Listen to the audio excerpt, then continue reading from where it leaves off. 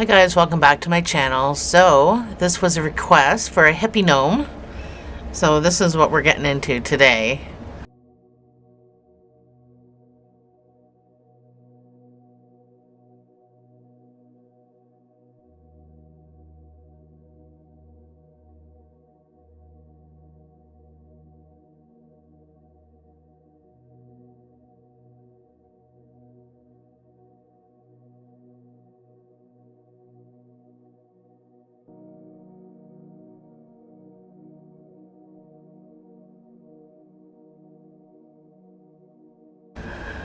She's so cute. So you don't need to buy these, but I'm gonna put, the glasses and these little buttons that I used when I made my Volkswagen, if you remember, and the little emblem, the peace sign. These are just beads with that bead rope stuff that's elastic. And yeah, other than that, you just need colors. So let's get talking about the yarn. So this yarn here is what I used for the skin color, and right above here you're going to see how much that I used for this project. And this is Loops and Threads Impeccable, and the color is Heather. For the shoes in this video, I'm going to be using this Soft Taupe by Loops and Threads Impeccable. The doll you just saw and labeled in my PDF is a Red Heart Dark Taupe. That's what I used to make her shoes. So different colors, and you can see the different colors. So this is a lot deeper brown, but I ran out of that. So I listed it in the PDF, but in this video I'm going to be using the Impeccable. The orange is Loops and Threads Orange Crush, and that is basically for her toenail polish and her pants. This pink, which I do have more of, this is Loops and Threads Impeccable, and it is called Lippy Rose Bonbon. It's weird. I don't know what part of that is French, but it's a rose color. This blue that I used for the hat, for just the bottom part of the hat, is Loops and Threads Impeccable, and it's bright sky blue, and it's just for the bottom part of the hat. And this I used for the hat. And this, unfortunately, is a flex yarn. I don't remember who makes it. I just wrote flex yarn on my tag. So you'll just have to look up flex yarn if you're shopping from Michael's or something. But it's super duper pretty. And if I remember correctly, the color was springtime or something. I don't know. I don't want to say because I may not be right. And then whatever hair color you're using, for my gal here, I used the dark brown. This is just a Red Heart chocolate or something. For the hair, because the person that this is going to has, or had even growing up, is my sister. Always long, dark brown, beautiful hair, and she did wear it in braids. The one I'm making today is going to have a different hairstyle because it's going to somebody completely different. So these tiny little glasses are pet glasses, and that's what I used. They come in different colors. I got blue on the one that I've made, then there's yellow and green, and then pink. So the pink ones I'm going to use today because it suits the person it's being made for. You can, go check it out on your own Amazon from whatever country you're shopping from. But the dollars that you see is Canadian dollars. Just keep that in mind.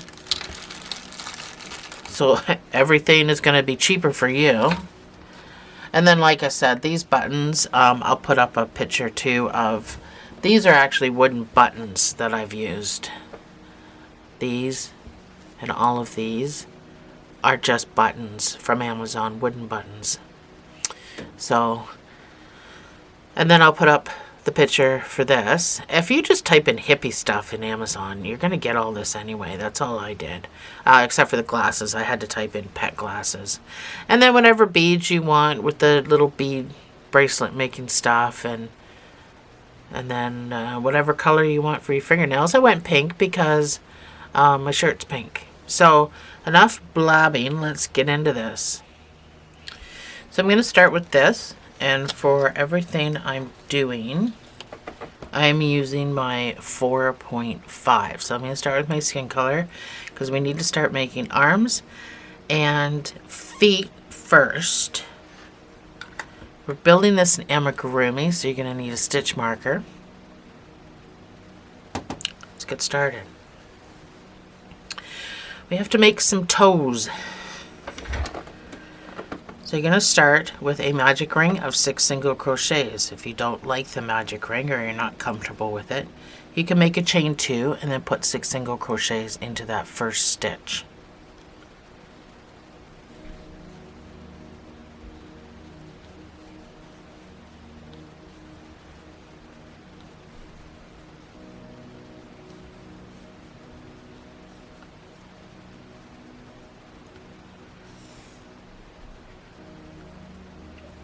And for the next 3 rows, you're just going to put 1 single crochet in each of these 6 stitches.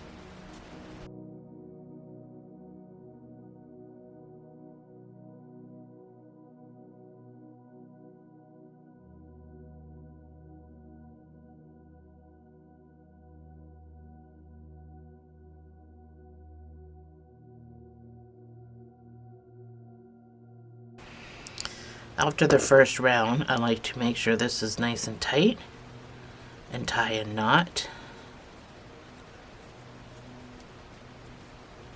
But you can do whatever is comfortable for you.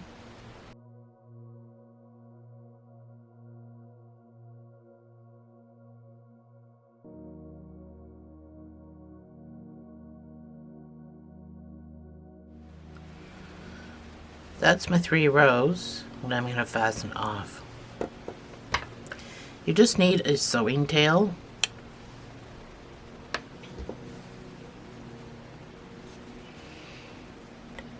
So we'll make our other 3 toes. I'm going to do one with you. We're going to make a magic ring of 5 single crochets.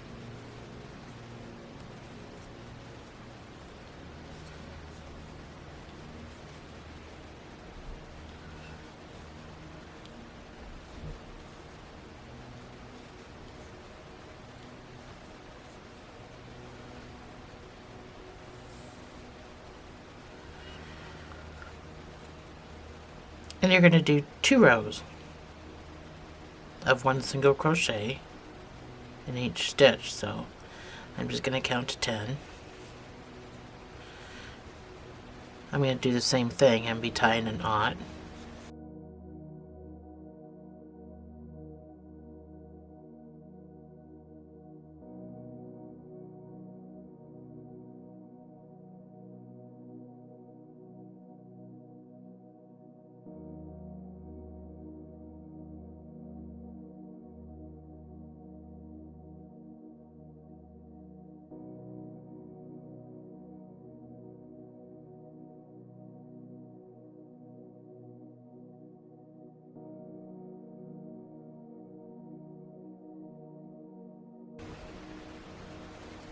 You can fasten off with a sewing tail for 2 of your toes. The last toe you're going to stay attached to it because we're going to crochet from it. So I'm going to put the patterns up. Well, I mean, so much of a pattern, but so go ahead and make your other 2 toes and do not fasten off the last one.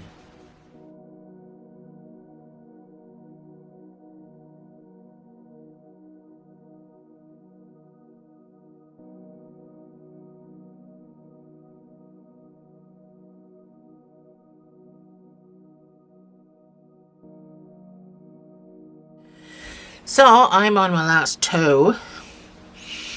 I am going to stay attached. So I'm just going to protect my loopy loop.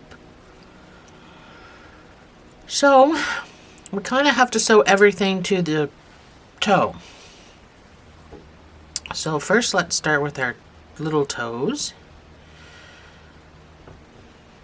So find 2 stitches. I'm just going to go, well, there's a stitch, and then I'm going to skip that one and start into this stitch when I start to sew.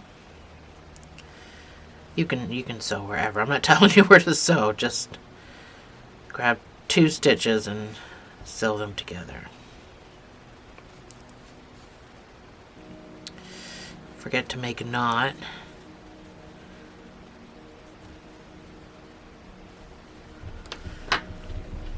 I'm just going to snip my tail off a little tiny bit, just so it's not in my way. So each toe got stuffed with the tail, with a magic ring tail, so that's about as much as I put stuffing in there.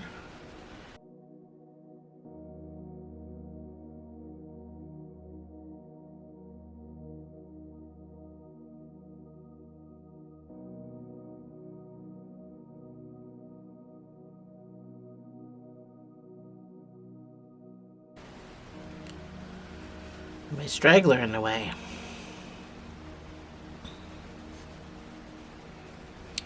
I'm very awkward today. Not sure what's going on.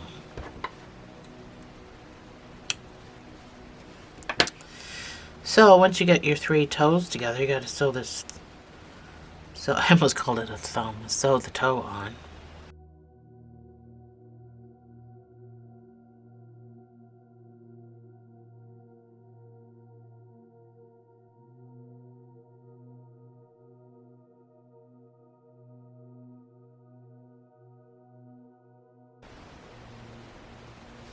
So you can make the foot the same way for left or right. You just got to turn it upside down for the other way. That is it. So once we're done that, we've got all of our toes all sewn together. Go back to your loop here.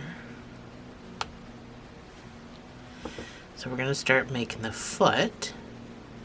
So I want you to do 1 single crochet in each stitch, and you should get 18 stitches.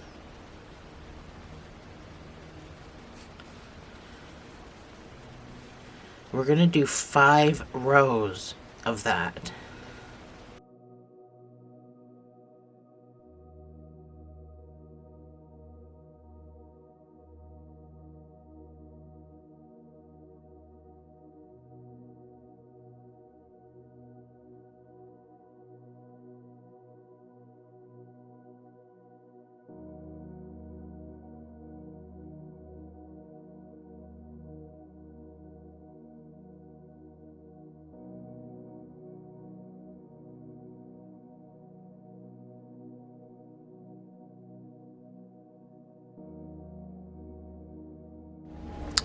So that's my 5 rows. Isn't it super cute? I love the feet. Anyway, when I was designing this, I was giggling all the way through designing these little feet because they're just so cute. And then of course when you get nail polish on them, that's what they're gonna look like. And then the sandals and everything, and it was just, I just had so much fun designing this little gal. Anyway, so your next round is going to be 4 single crochets and a decrease, and this will bring you down to 15 stitches. That's number 1 with your marker. Get my counter out of the way.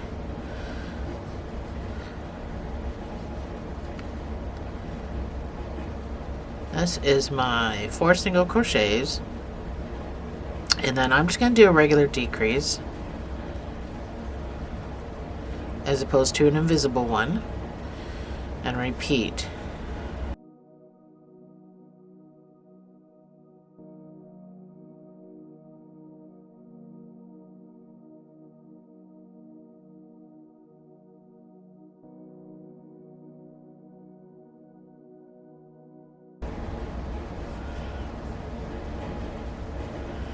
So you should have 15 stitches. I just want you to put 1 single crochet in each of these 15 stitches.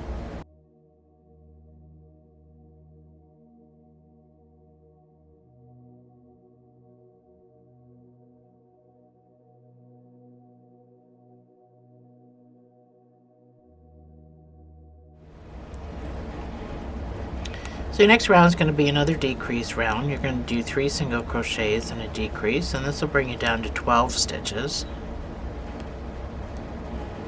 That's number 1. That's 3 single crochets and then your decrease. Repeat.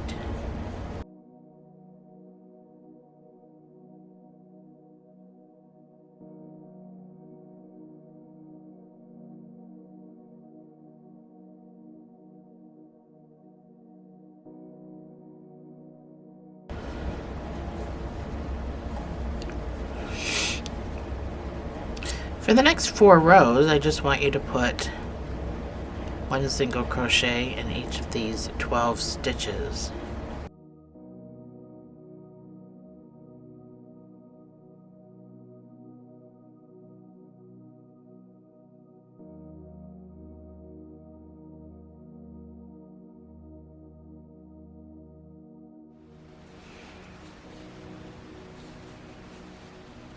So that's my 4 rows. This is what your foot should look like.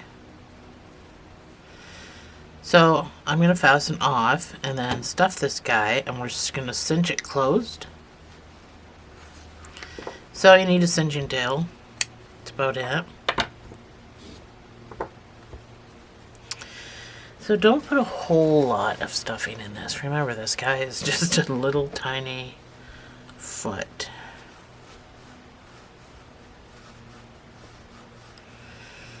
So I didn't try to shove it down into the toes. Don't want anything into the toes.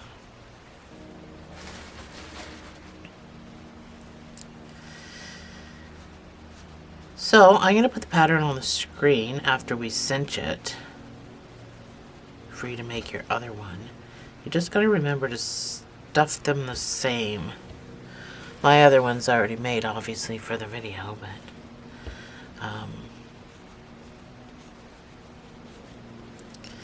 we are sewing a leg to this, so make sure this end part is stuffed pretty good. You don't really have to worry about this part because this is just going to be sitting inside of a sandal, but this part here is where we sew the leg onto. Now the legs aren't stuffed other than the bottom of the leg for sewing. So that's what I want you to do, is more concentrate on this end.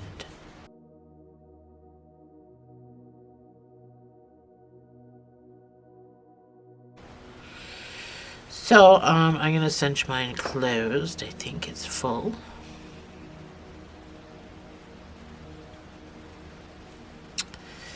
So we're going to go in the front loop and out the next front loop, just like that, all the way around.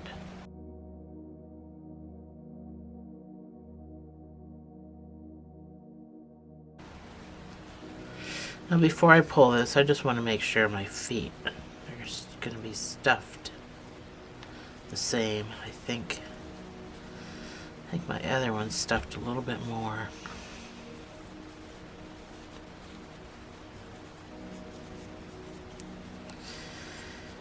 It's kind of important that your feet that your feet are the same size.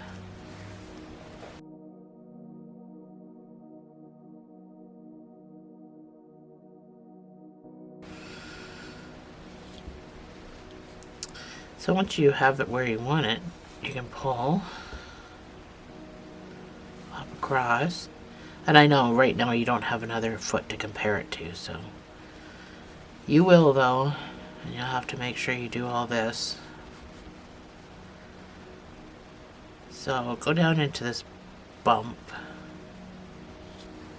and weave. It kind of will help pull this bump down. But once it's in the sandal, you're not going to notice it. And you kind of can't get away from something like that. So this foot can be either big toe over here or big toe over there. It's completely up to you. So now I'm just squishing my stuffing back up to the top where I need it to be up here.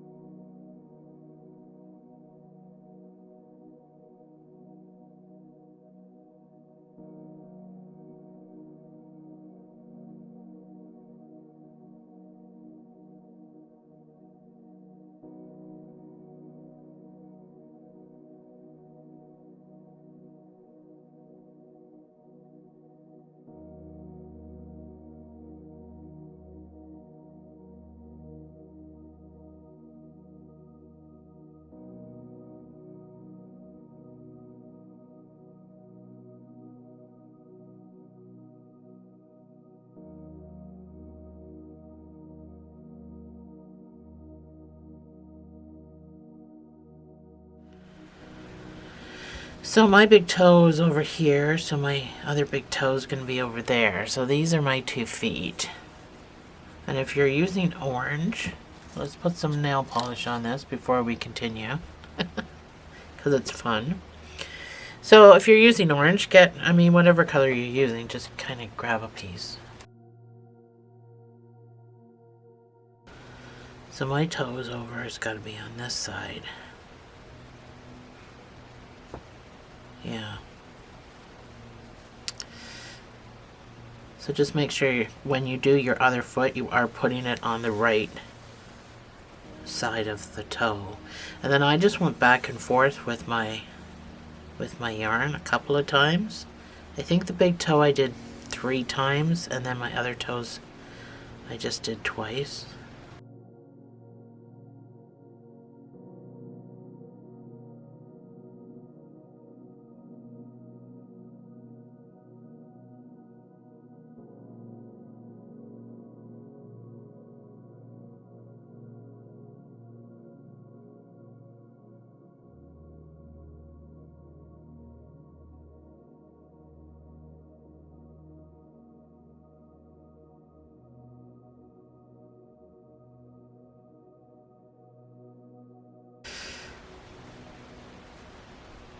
Anyway, you get the idea. There's going to be a couple I gotta fix. I gotta fix this one and that one off camera. But that's how you do the nail polish anyway. But I gotta fix that. It's not good. It looks different once there's a sandal around it, but we'll start the legs first, and then we'll worry about the sandals.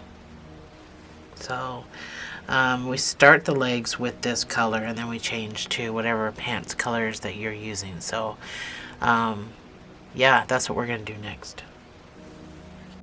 So we're starting with the skin color, and the skin color part of the leg is the only part we're going to stuff, because like I said, it needs to get sewn. This needed to be stuffed well, and then the end of the leg we're starting now needs to be stuffed well, but it's only going to be the skin color. The rest of the orange part of the leg, well, mine's orange, will not be. So after I'm done with the legs, I'm going to put the patterns up on the screen for you to make your second leg, and then we'll meet back here to start the arms. So this one starts with a magic ring of 6 single crochets with your skin color.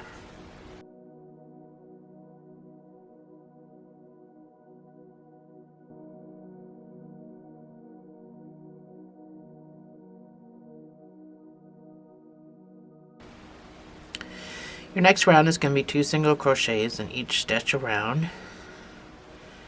So starting in your next stitch, that first stitch is what gets the marker, and then stitch number 2 can go into that same space, and 2 single crochets in each space all the way around will give you 12 stitches.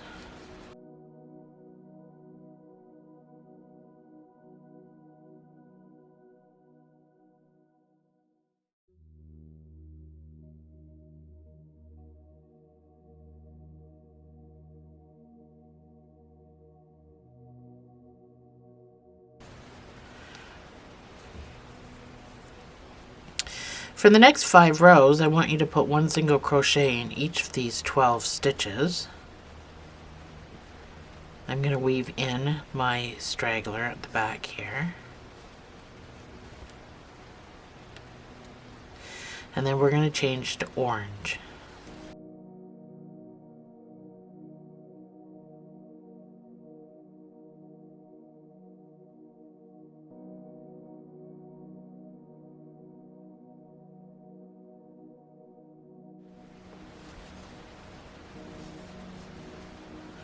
So this is my last stitch. This is my 5th row. So I am going to orange.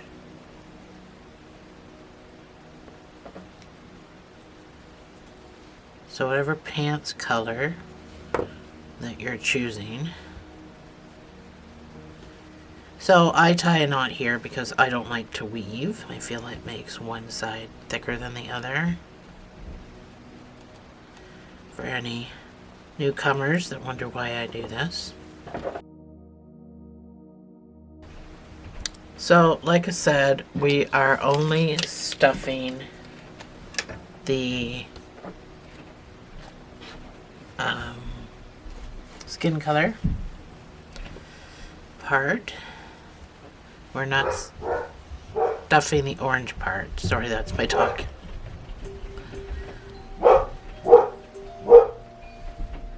So make sure this part is stuffed pretty good because, like I said, we're going to be using this for the sewing part. So with your orange, I just want you to put 1 single crochet in each stitch for the next 3 rows. You should still just have 12 stitches. And I will see you on the other side.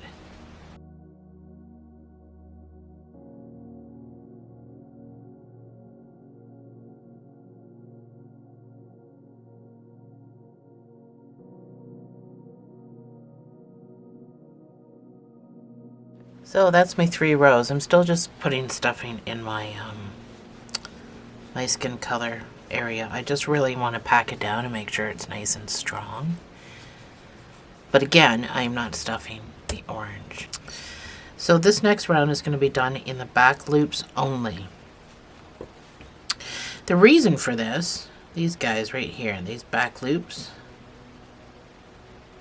is because I want to leave all these front loops exposed so we can put the little frillies on. So that's why we're doing the next row. So if you don't want those little frillies down there, you don't need to worry about doing the next row. But I'm going to be doing 1 single crochet in the back loops.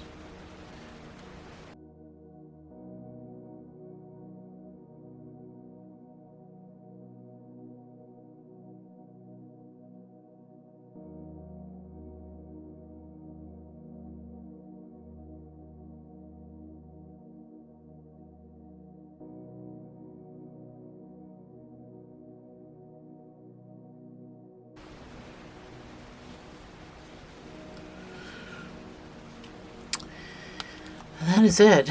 You still have 12 stitches. We're going to work into the full stitch for the next 14 rows. I just want you to put 1 single crochet in each of these 12 stitches. And I will see you on the other side.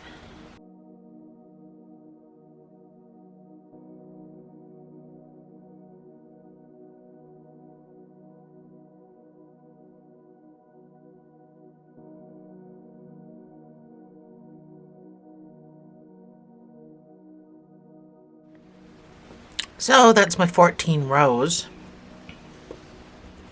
You can fasten off.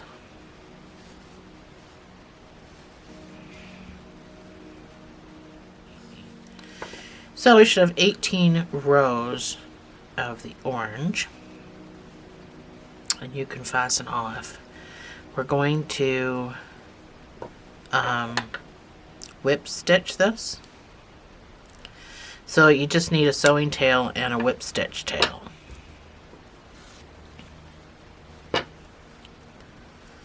Before we whip stitch though, then none of this gets, this is the only part that we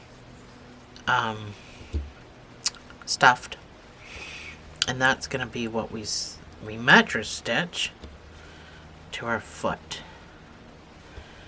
So we're not going to whip stitch this yet,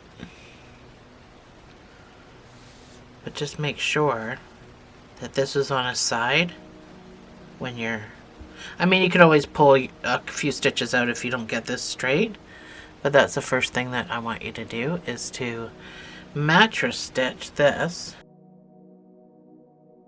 So we take a piece of yarn, and I want you to put a slip knot on one end, and then on the other end, that's where your needle goes. So I'm not really here to teach you how to sew, but not this row, but this row is what we're going to use the posts from to do a mattress stitch. And you can stitch any way you want. If you're a sewer and you know what you're doing and you want to, you know, knock your socks off, do whatever you want to do. So go through the slip knot you made so we can make a knot here for attaching. And then I choose the mattress stitch because, number one, it's easy for me because I'm not a sewer, and it's a good hold. So again, make sure this is on the side. So I've attached here. I'm going to go in and I'm going to pick up some stuff from my foot. So I'm kind of where I cinched, but I'm going to obviously not stay there. And then after that, I'm going to grab another post from up here, and I'm just going to alternate back and forth.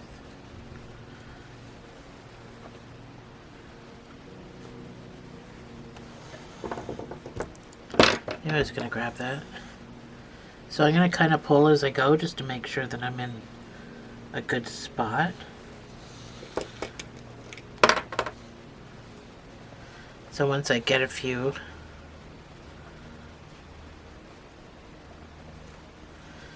I'm going to pull tight just to make sure I'm in a good location.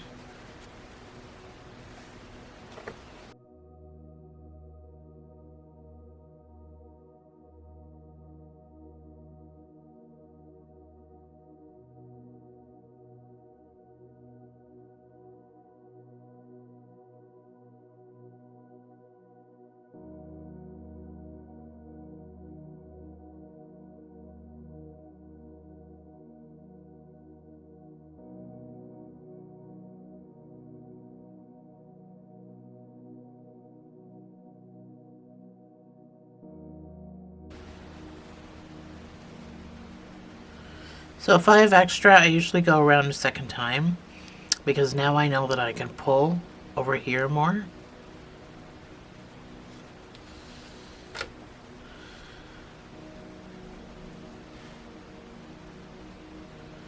So I'm going to go up higher and then out more just for this back area.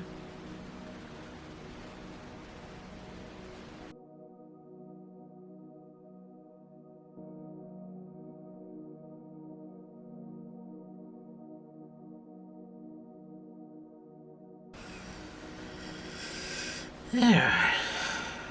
So I don't have to continue to keep going. I just wanted to get that back area.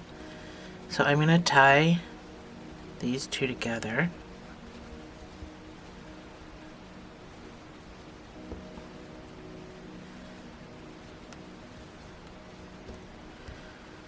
And then weave them.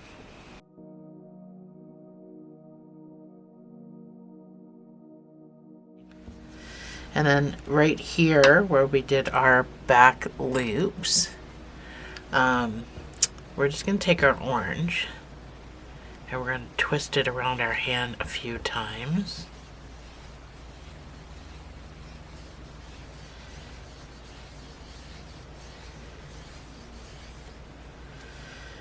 And then you can just cut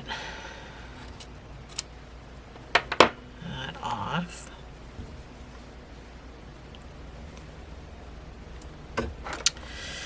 And then you take your needle, or your hook. We're going to fold this in half. You're going to find your front loops that we left exposed. And you're going to pull that through, yarn over, and then pull through to make a knot. And that's how we're going to attach our little frillies into every single stitch. And if you wanted it real nice and thick, you could always put 2 in that space as well.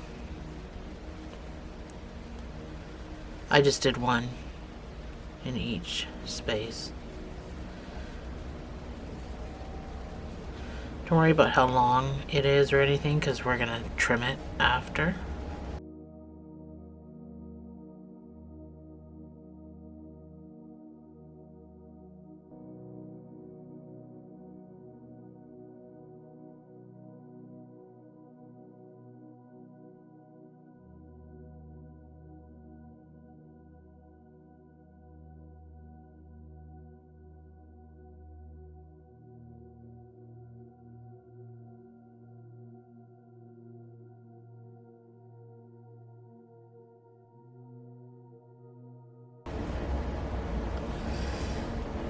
So there's a gap that you're going to have in between your front loops, and I just went onto the post.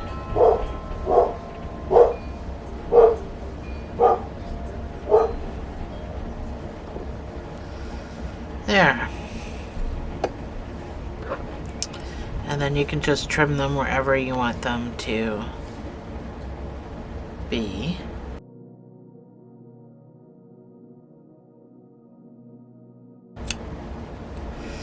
There we go.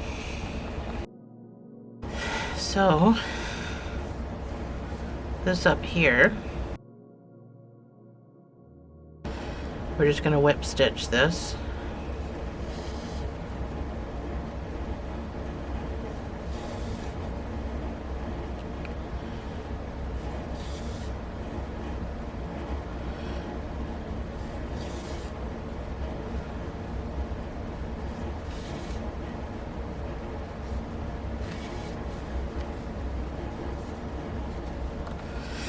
And there is our foot and our leg. So I'm going to put the pattern on the screen, and you can get your other one done. And then when we meet back, we'll start doing the hands and the arms and the shoe. That'll be the next thing that we do.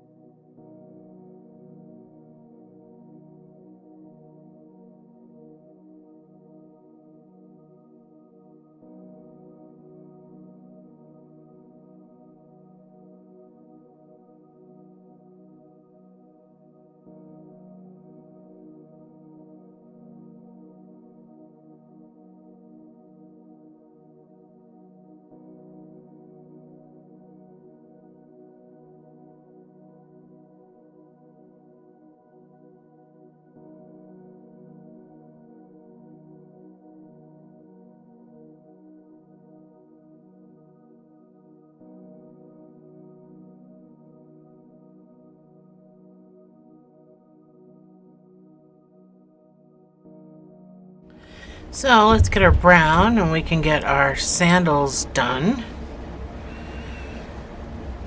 So we're going to start our sandals with a chain 9.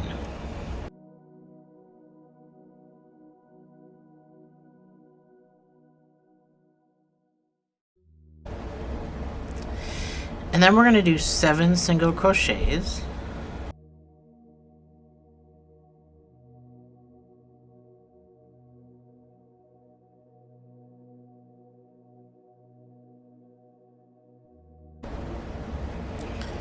That is 7 single crochets, and then in this last stitch I want you to put 6 half doubles.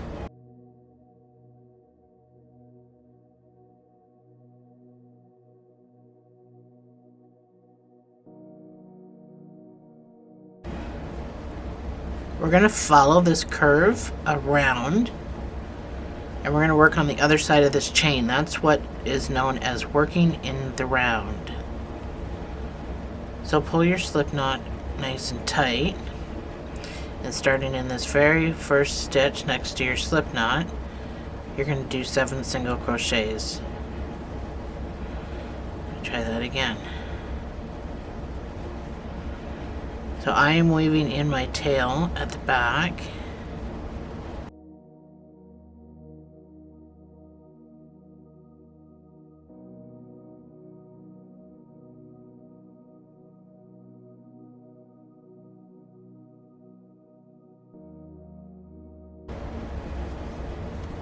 That's my 7 single crochets.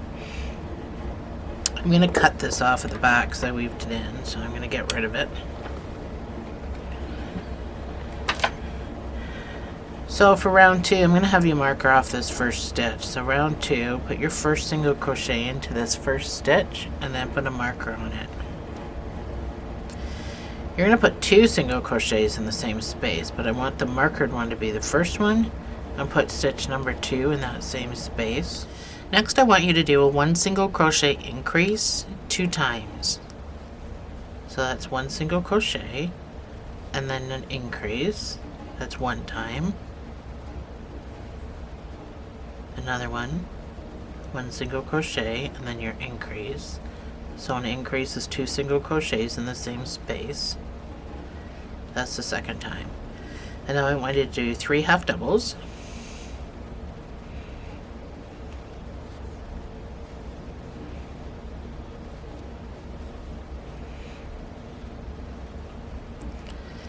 In the next 4 stitches, so the 4 stitches along the top here, I want you to put 2 half doubles in each of them.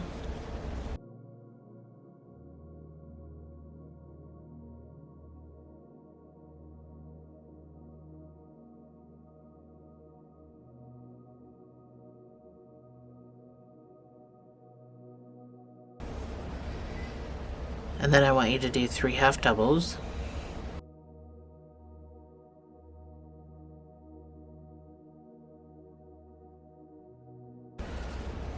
And then I want you to do 1 single crochet increase twice.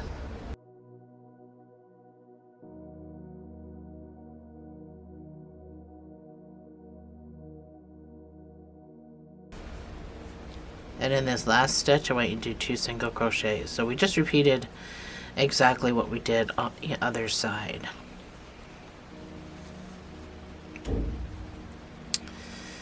So in your first stitch I want you to put 2 single crochets, but after the first one, that's where the marker goes. And then I want you to do 11 single crochets across.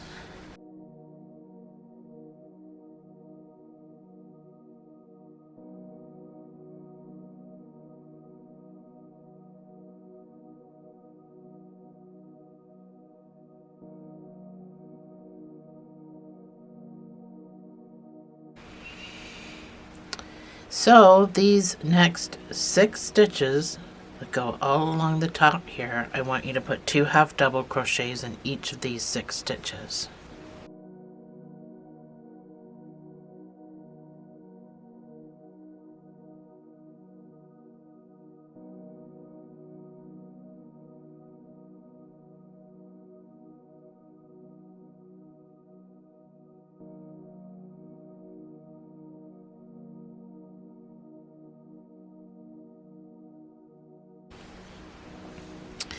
And then I want you to do 11 single crochets.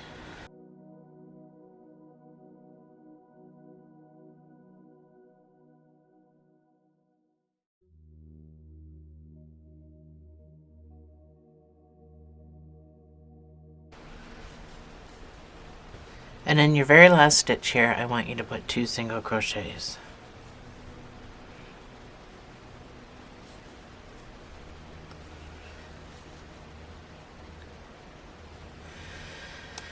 So your next round is going to be, your last round will be in the front loops only. These guys. You're going to do 1 single crochet in each of these 38 stitches. And then we are done that part, and then we'll have to do the bands. So front loops only.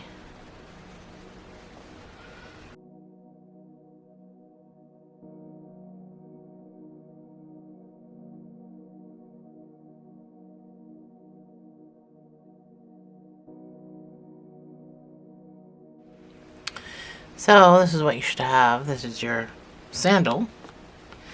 So you can fasten off. We're going to build the other part separate. So this is just a sewing tail you need. But this is how your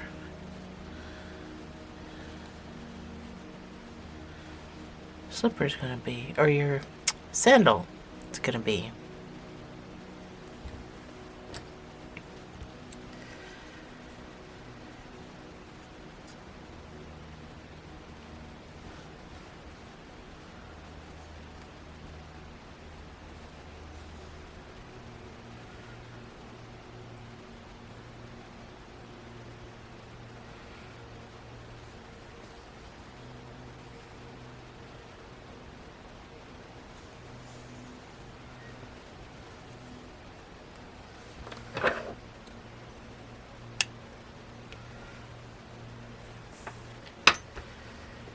So the strap that's going to be,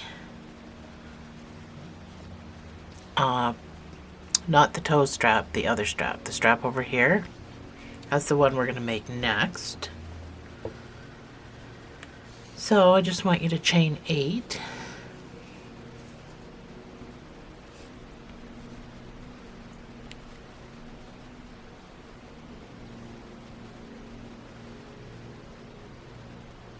You're going to do 7 single crochets back up.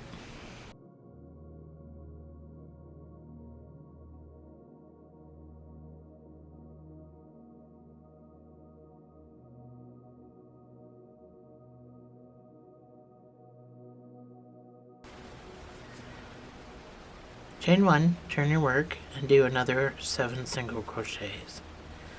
And that is it.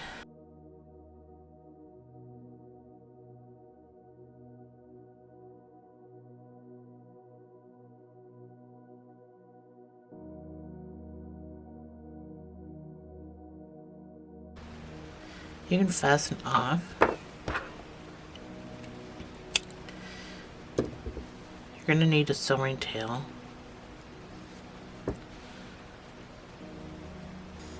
For both ends, I guess I should have said, make sure this is decently long.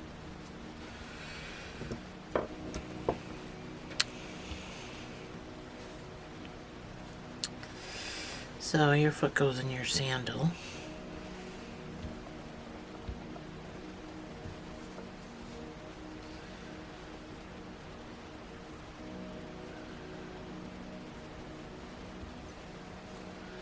And then this goes back here at the back.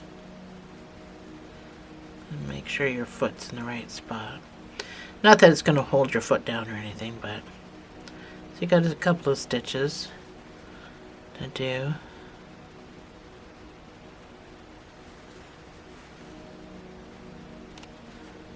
Get the orange in the way.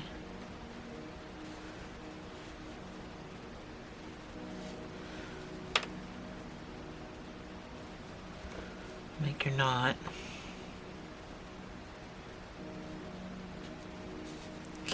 So when I weave, I went right into the foot to do it. Just so that your sandal doesn't flop off all the time or anything. But you can do whatever you want.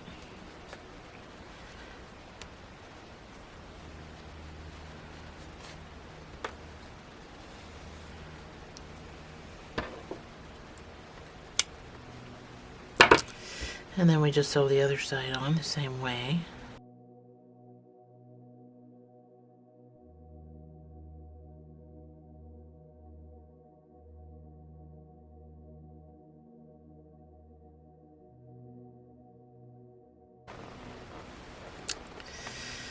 So that's the back part. Squish my toes together. So we're gonna do now the front part. And it's a little different, it's a little bigger. So we're gonna chain 9 and we're gonna do 8 single crochets for 2 rows.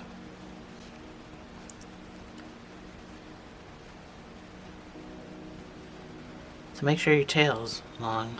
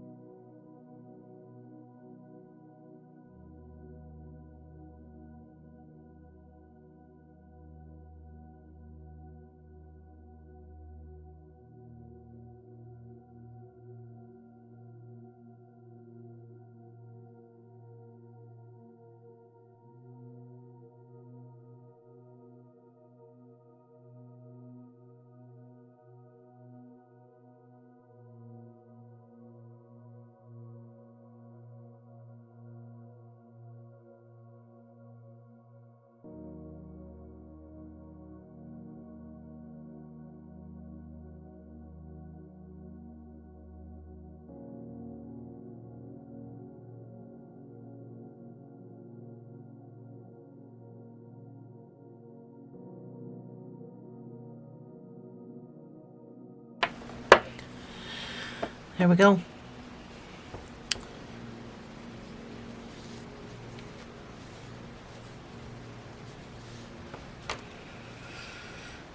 So go ahead, I'm going to put the pattern up for the sandal. And you can go ahead and make your other one. And then that's going to be the end of chapter 1, I think. I think that's been long enough. And so when we come back, you're going to have both your sandals done and your stuff all together.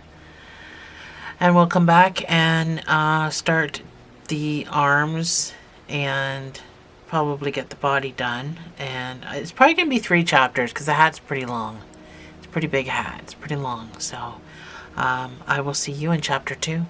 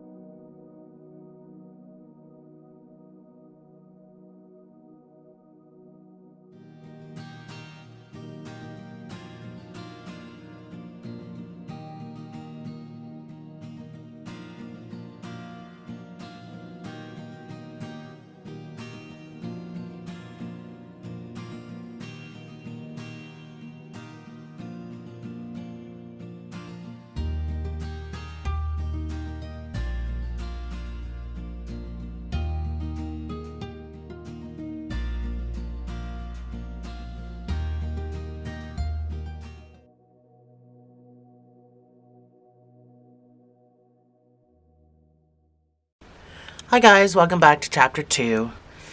So we're going to start with the arms. Now the hands are built the same, but the arms are built different because one of them is short. So we build it the same. We're just going to sew down these 2 fingers, and then the other one is a normal length. So, but they are pretty quick. So get your skin color. I'm still using a 4.5. And the first thing we're going to do is the thumb. So we want to do a magic ring, or however you make that. You can do a chain 2 and put everything into the first stitch.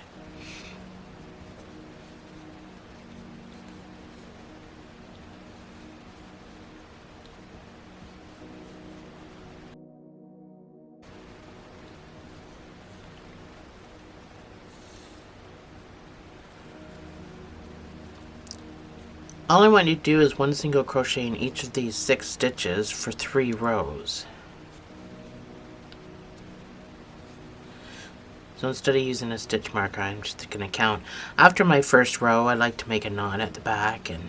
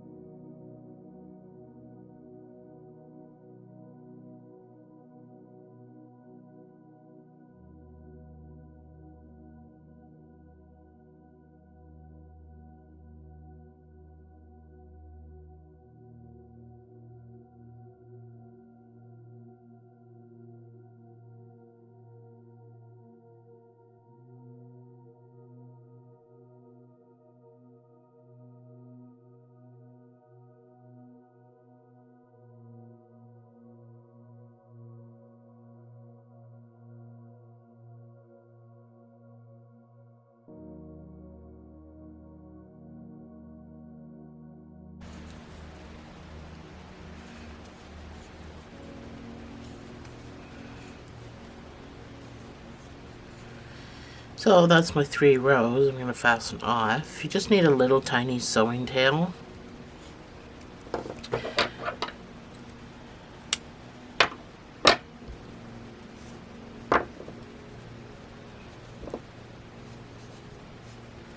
So that's my thumb.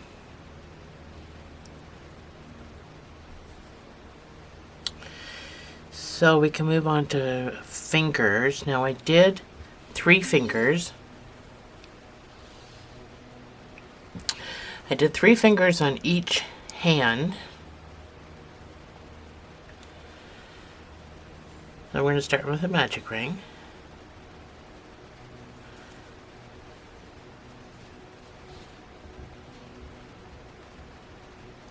And you're going to do 5 single crochets in the center of this magic ring.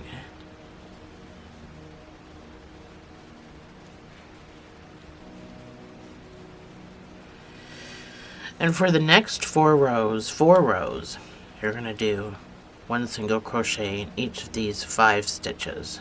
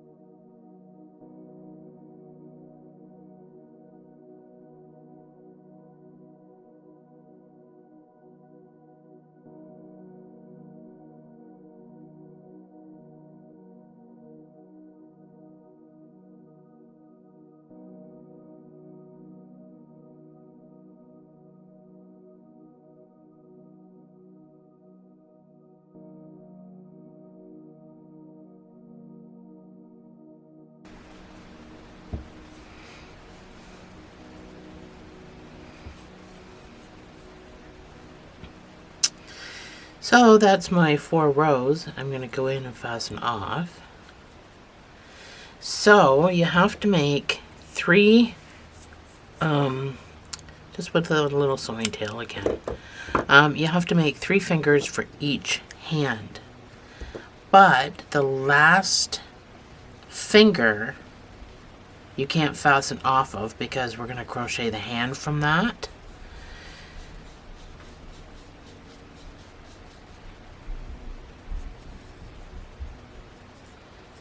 Look at all these pieces from my tail. So, go ahead and make your other 2 fingers, but don't fasten off the last one, and I'll meet you right back here.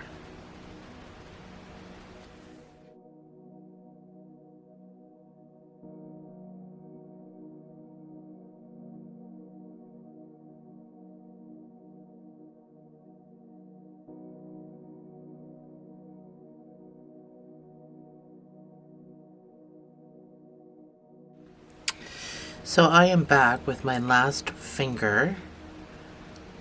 Just gotta straighten it with my hook. So I'm not fastening off my last finger.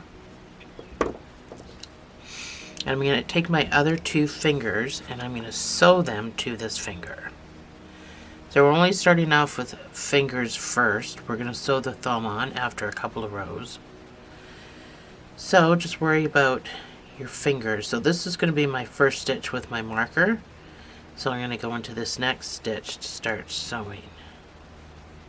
And I'm only using 2 stitches per finger, just because they're super duper small.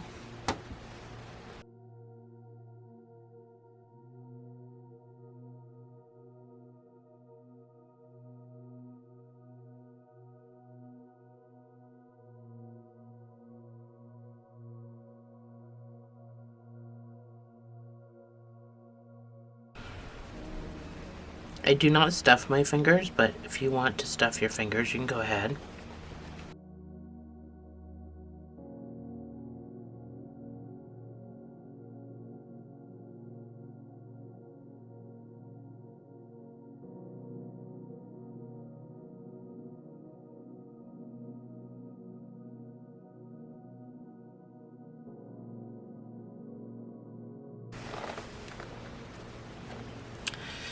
So that's my 3 fingers.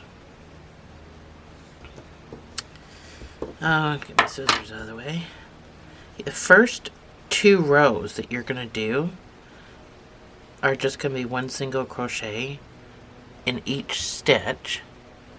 And the magic number is 14. So you have to get 14 stitches per row. So if you remember, I left 1 here. So for my marker,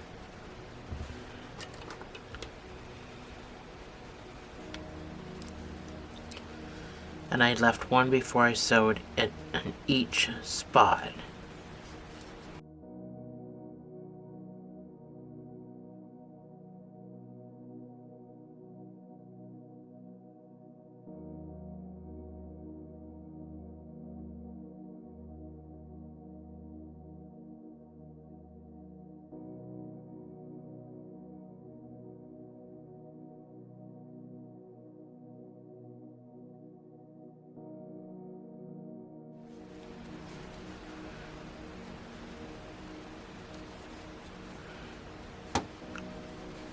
So once you have your 2 rows of 14 stitches, now we're going to sew the thumb on.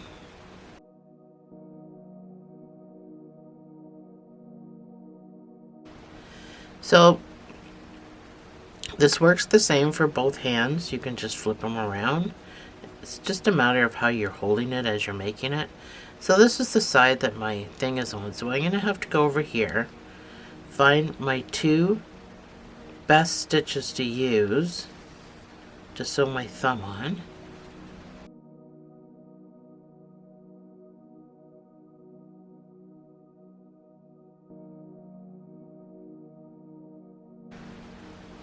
So I used the front stitch. I found my middle and then I used the front stitch. When I make my other hand, I'm probably going to use the back stitch. That's the only thing I'm really going to do different. And I only say that is because that's what I did with my other doll, and the hands seem to turn out good. Like perfect. So now that my thumb is sewn on, The next row is going to be a 2 single crochet decrease all the way around, and that's just going to be to help shape it a little bit. I'm going to try to stick my straggler down in there, because this can be quite awkward when you got fat fingers. So 2 single crochet decrease will take you down to 15 stitches. That's number 1. That's number 2. And then the decrease, I'm just doing a regular just because it's so small, and it's just going to be awkward to do anything else. And then I jump into the thumb area.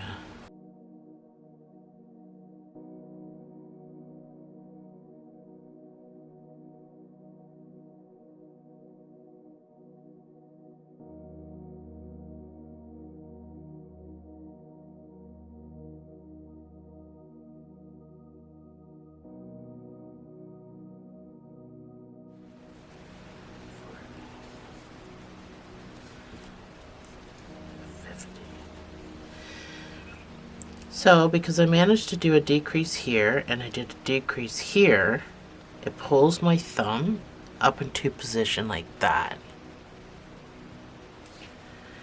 So for the next 2 rows, I just want you to put 1 single crochet in each of these 15 stitches.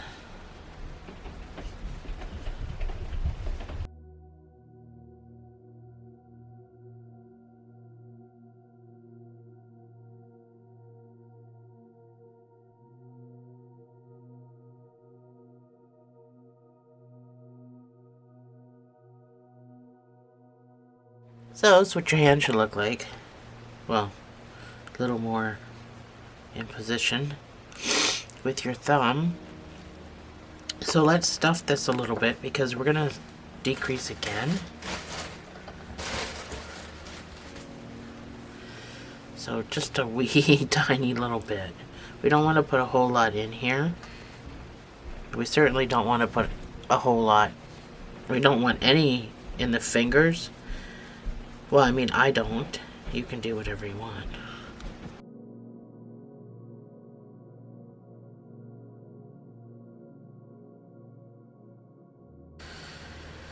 So, our next round is going to be decrease round, like I said.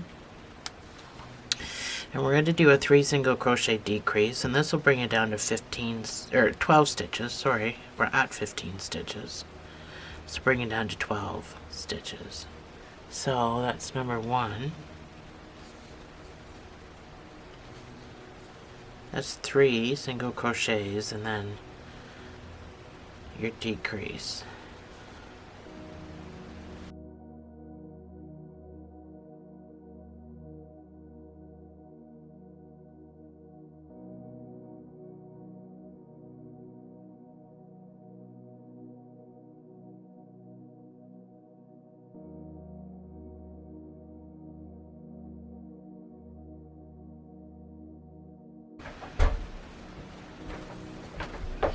Your next round is just going to be 1 single crochet in each of these 12 stitches.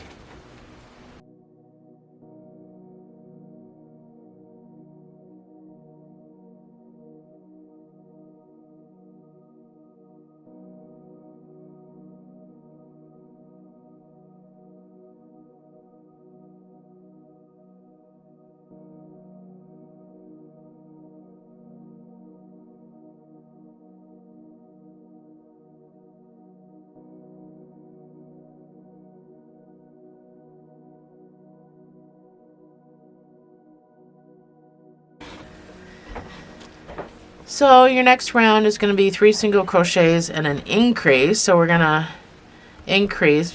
This will be the wrist area. So now we're going to increase a little bit for the arm area.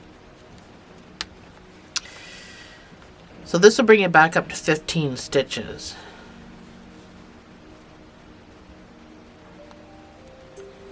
So that's number 1.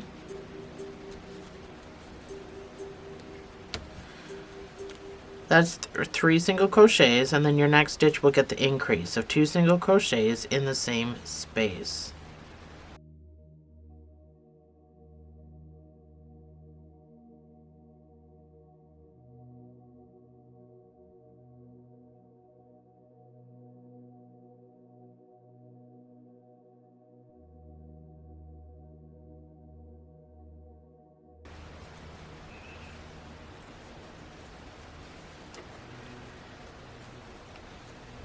So I'm going to put a little more stuffing in this. For the next 7 rows, I just want you to put 1 single crochet in each of these 15 stitches. And I will see you on the other side.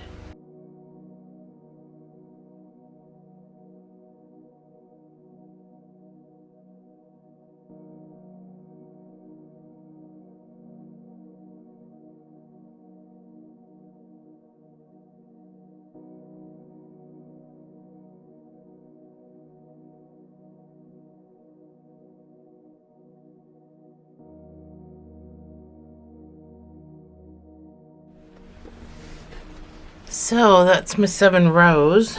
I'm going to fasten off. So this is the shorthand. So you need a whip stitching tail and a sewing tail.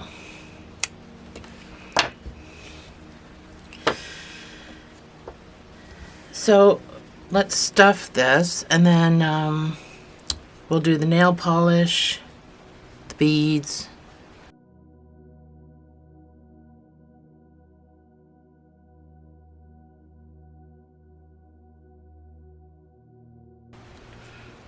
So you may want to adjust the stuffing after. We won't whip stitch it yet. So these beads, you don't have to do a bracelet. She is hippie. So, I mean, it's completely up to you. But this stretchy, shiny, elastic stuff, you can just buy at the dollar store. That's where I got mine from. So make it, I don't know. You're probably going to cut off the excess anyway. And grab some beads, and I'll meet you right back here. So I've got a few beads going on. I just put, I know I got some noses and stuff in here, but I just put some beads in here for just a holder. So I'm just going to kind of mix the two up, I think. You just got to make sure the hole's big enough, obviously, to go through that. Don't really need to. My holes are big enough that I can just put stuff on. So my last one is tight. You can't see it. The last one is tight. Super tight on here. Like, I mean, it's stretchy, obviously, but you want the beads together because you don't really want to see that pink, if you can see it. You don't want to really see that through, but again, it doesn't really matter. You can do whatever you want. But you've got the hand to know how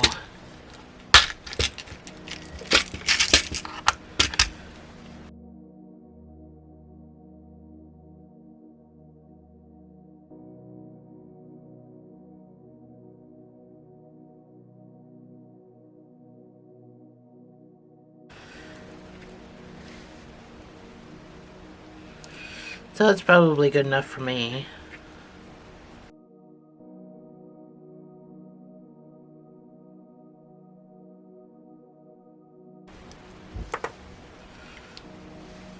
You can make as many as you want for your hand.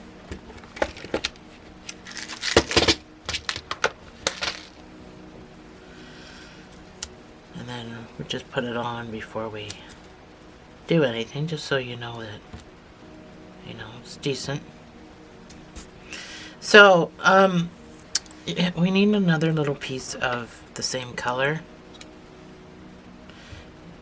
But let's do our fingernail polish first.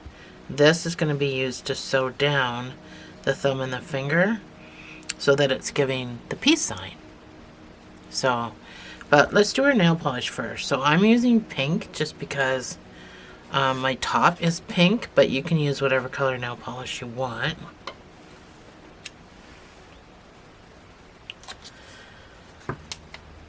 And we just do the same thing that we did with the toes.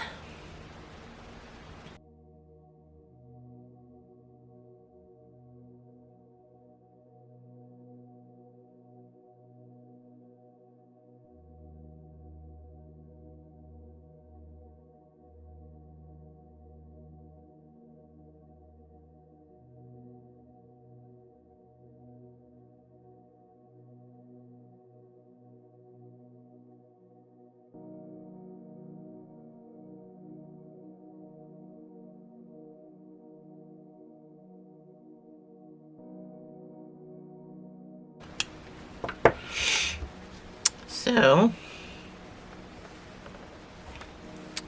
now that my fingernail polish is on,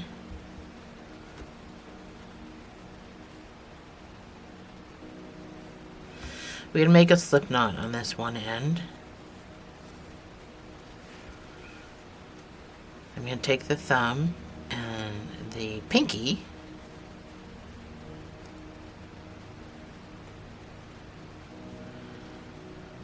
well, first I'm going to attach.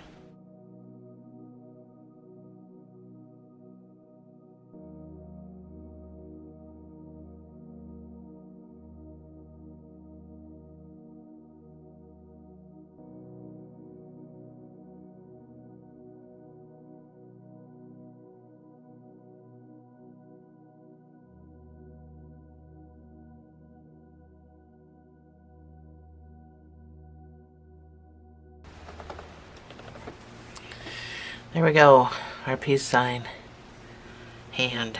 So we can whip stitch this end shut. And then I'm going to put the patterns up for the thumb and fingers, and I will meet you back here and we will build the second hand.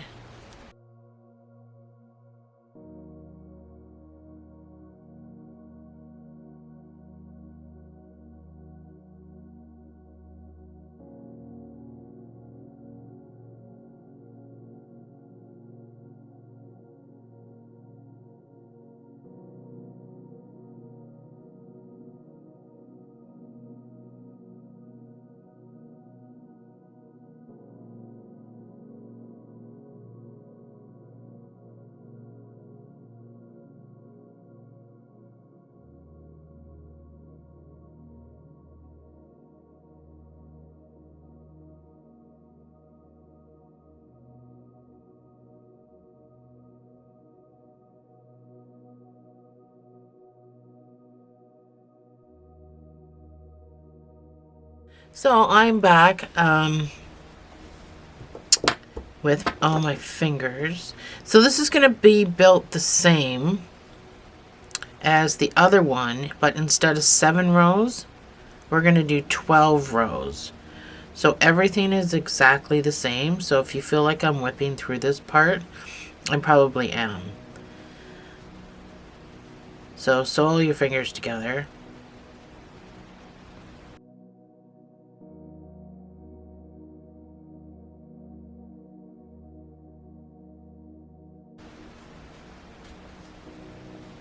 But it'll go pretty fast because, you know, we've already done this, so I'm not really, don't really have to talk you through it.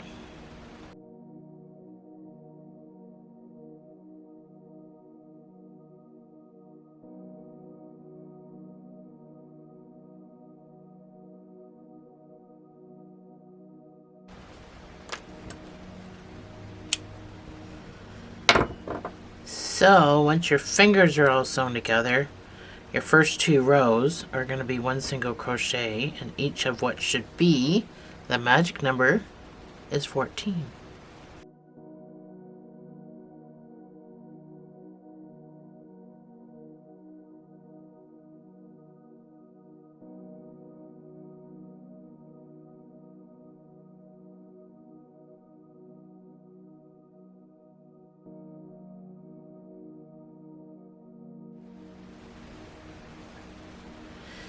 So we're going to sew the thumb on.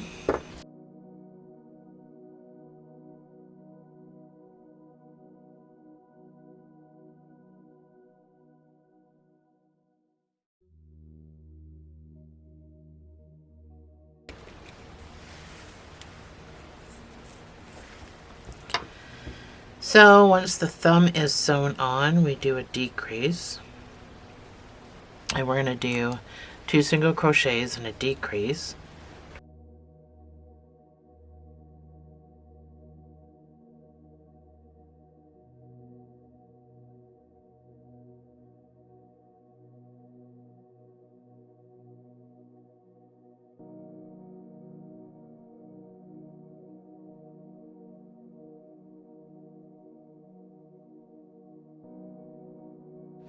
So your next 2 rows is going to be 1 single crochet in each of these 15 stitches.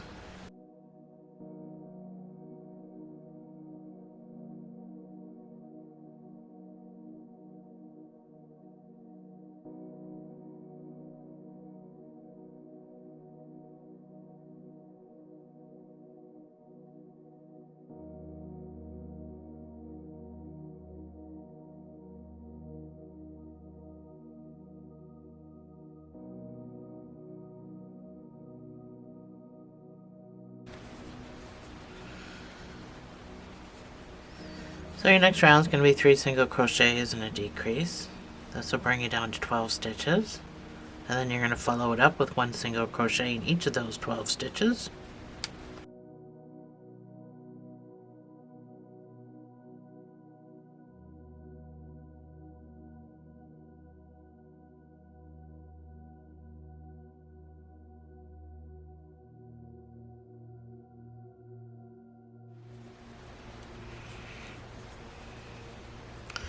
Your next round is going to be an increase round. You're going to do 3 single crochets and an increase. And this will bring it up to 15 stitches again.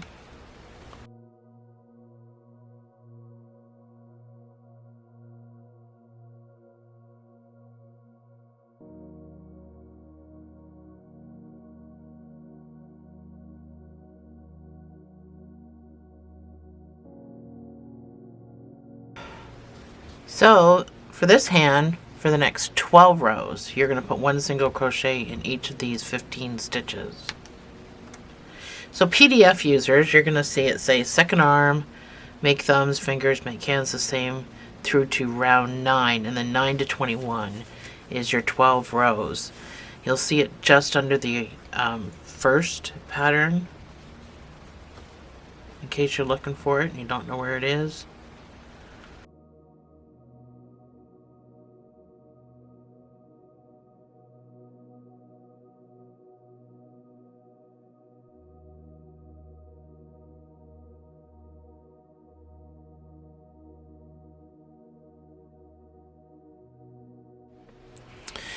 So that's my 12 rows. I'm going to fasten off.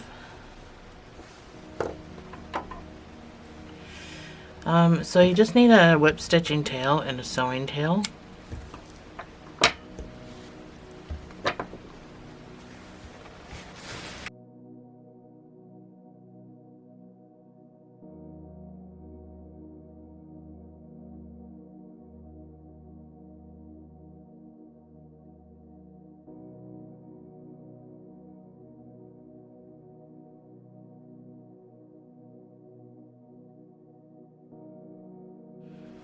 So,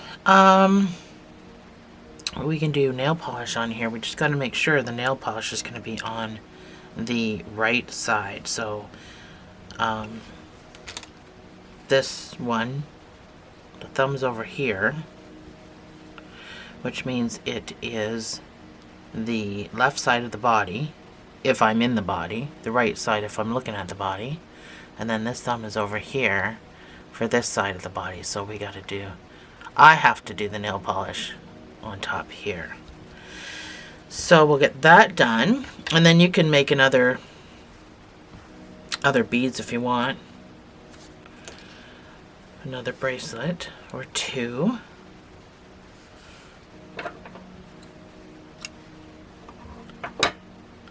I'm just going to fast forward through this since we've already done one, so we can get on with the video.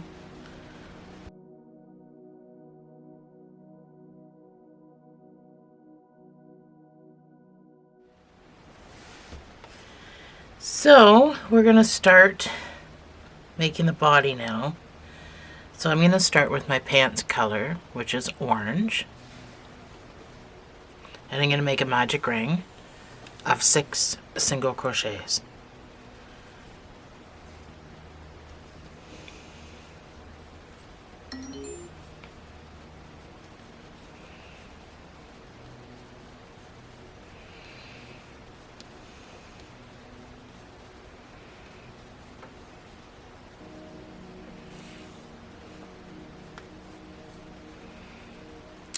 Your next round is going to be 2 single crochets in each stitch.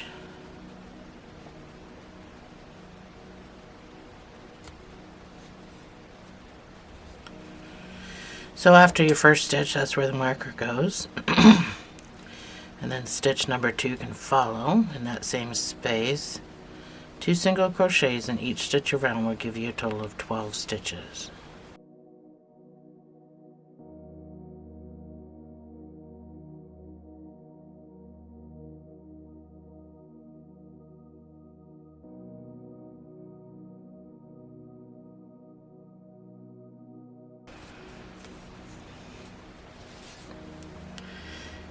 Your next round is going to be 1 single crochets and an increase.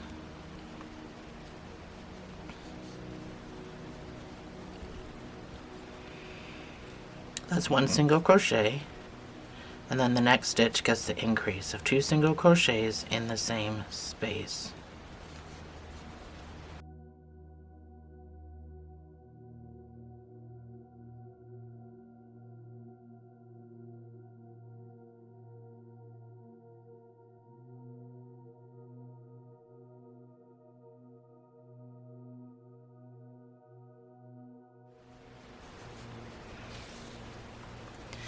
Your next round is going to be 2 single crochets and an increase.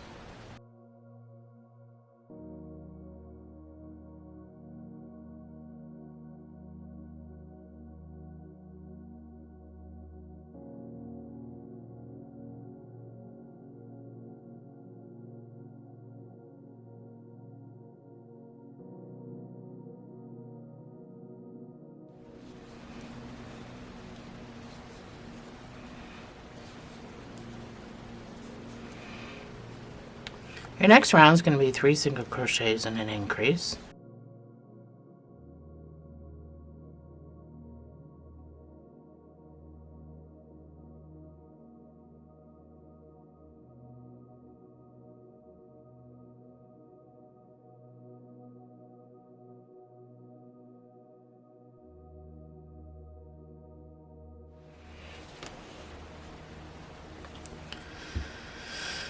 Your next round is going to be 4 single crochets and an increase, and this will bring it up to 36 stitches.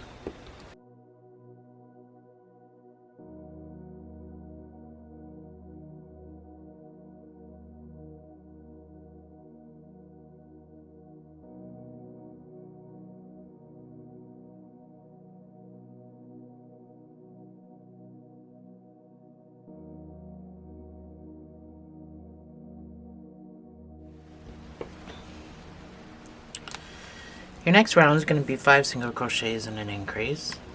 This will bring it up to 42 stitches.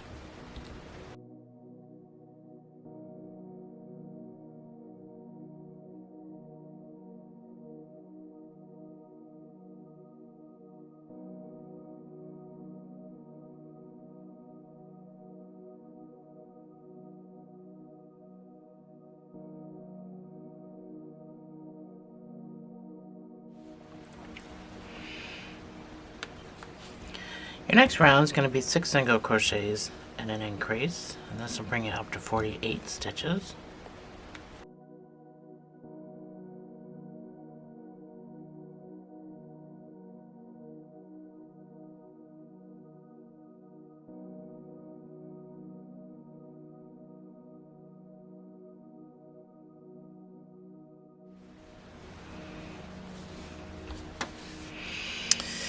So your very last increase round is going to be 7 single crochets and an increase. So the reason I made her a chunky monkey is because gnomes are porky. The original picture that I was sent, because this was requested by Cynthia, and the original picture that was posted on my Facebook page, the gnome was skinny, skinnier. But I like my gnomes a little bit porky, so. The last round is 7 increase, and this brings you up to 54 stitches. That's as far as I went.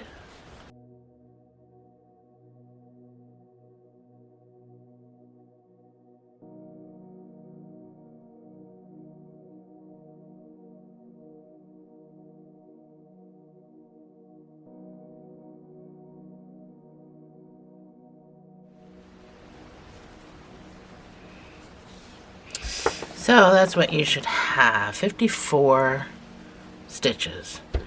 So we're going to start building up now. We're going to do 4 rows with our pants color, and then we're going to change to our skin color for a short little wee bit, and then we'll go to our top because she's kind of got her little crop top on. You know, she is a hippie. So for the next 4 rows, I just want you to put 1 single crochet in each of these 54 stitches. And I will see you on the other side.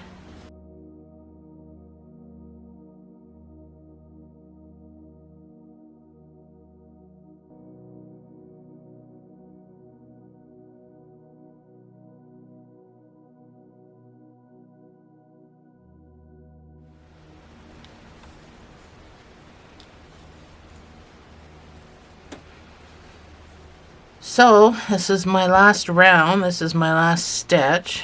I'm going to change to my skin color.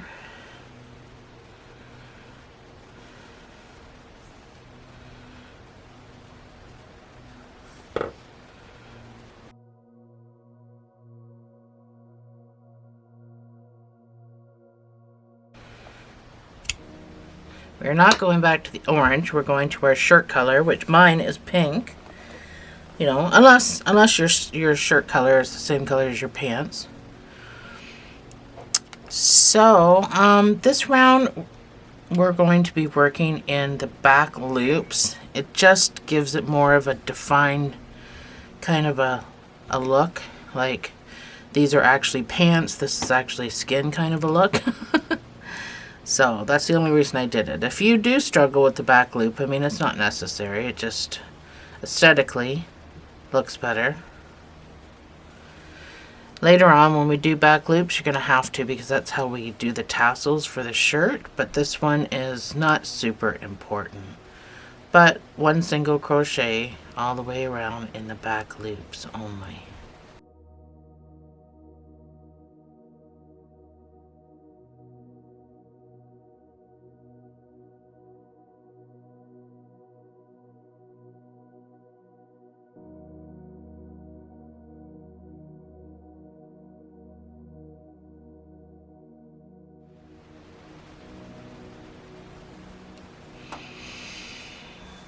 It was a difficult last stitch. So for the next 5 rows, I just want you to do 1 single crochet in each of these full stitches now. And then we'll switch to our top color, whatever color you chose to do your shirt.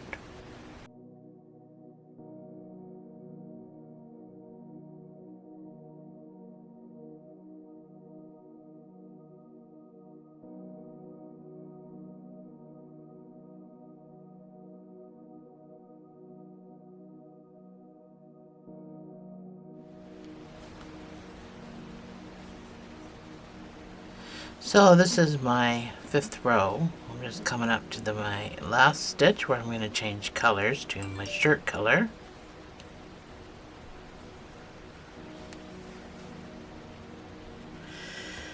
So again, my shirt color is pink.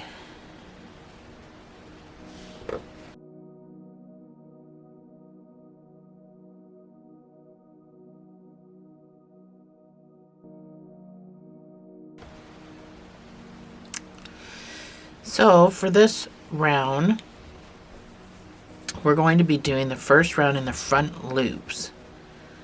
Again, it's only for aesthetics. This one is only for aesthetics because we want to make it look like a shirt over the skin. So I did my first round in the front loops only. And then the next round after that will be in the back loops. And because I need the front loops from this row to attach all the frills. So that's going to be the first couple of rows that we do. So this first one is front loops only. And again, this is only for aesthetics. If you don't want to do this, you don't need to do this. But you will need to do the next row.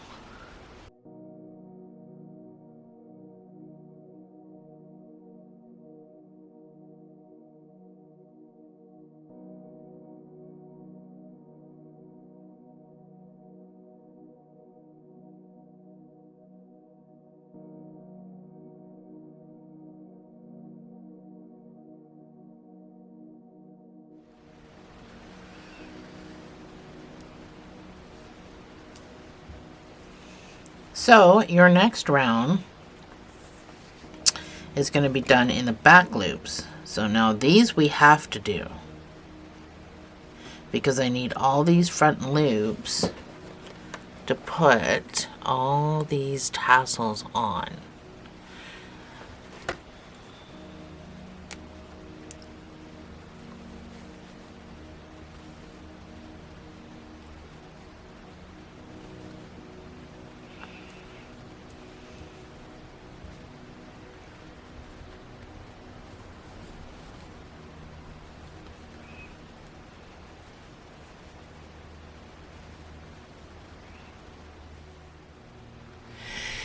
So at this point I used a pattern stitch that's very vague.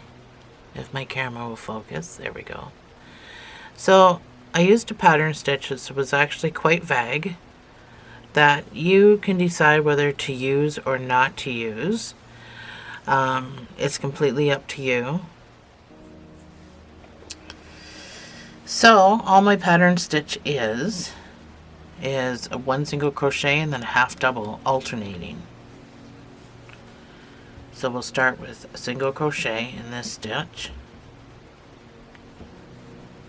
and a half double in the next stitch.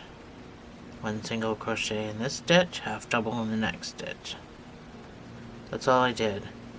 And I did this for the next 4 rows. I alternated.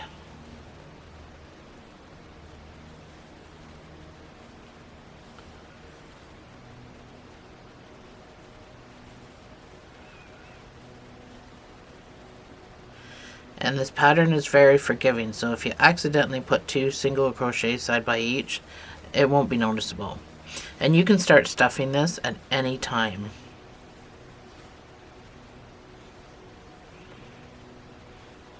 And for newbies, if you get lost and forget which stitch you're on, a half double will have 3 loops here, whereas a single will have 2.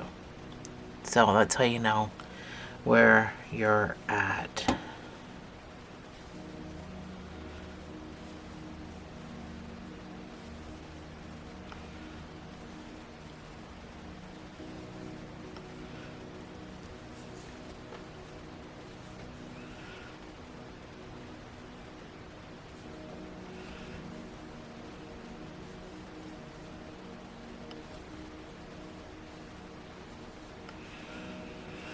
And when you do something like this, it has this sort of an effect. So it's very vague. It's a very vague pattern, but it's a pattern nonetheless.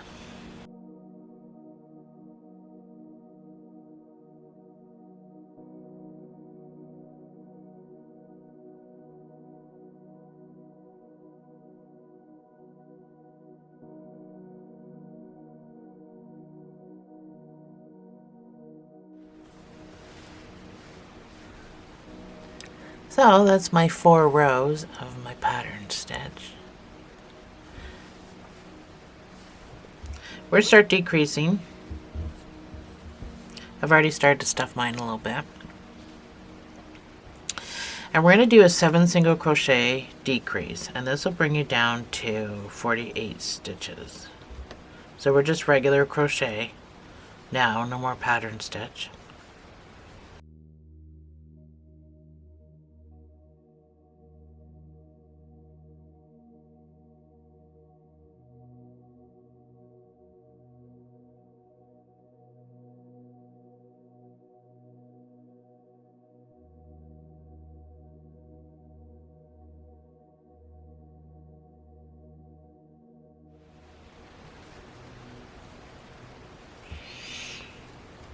So your next round is going to be 6 single crochets and a decrease, and this will bring you down to 42 stitches.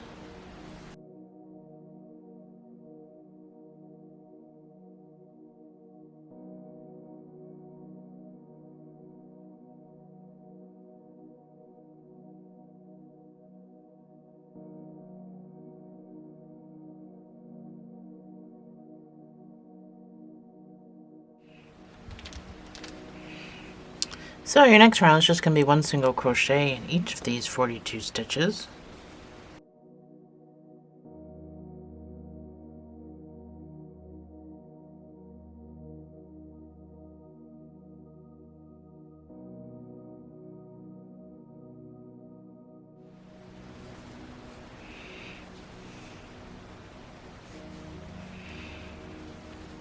So your next round is going to be 5 single crochets and a decrease. This will bring you down to 36 stitches.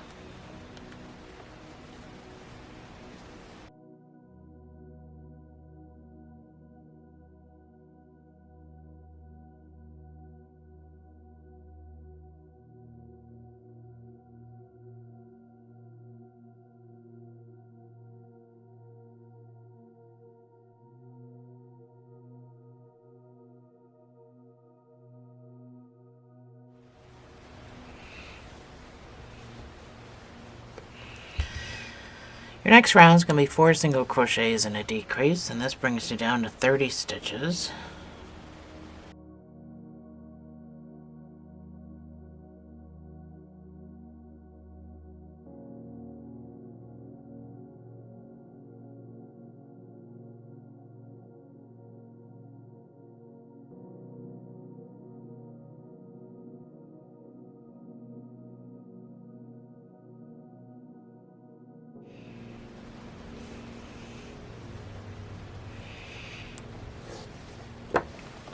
So you should have 30 stitches. For the next 2 rows, I just want you to put 1 single crochet in each of these 30 stitches. I'm going to just continue to stuff mine before I continue. I'm going to continue to stuff mine before I continue. So mine's pretty porky. You don't have to stuff yours the same way I'm stuffing mine, but I think a gnome should be a little porky fella. They're so cute.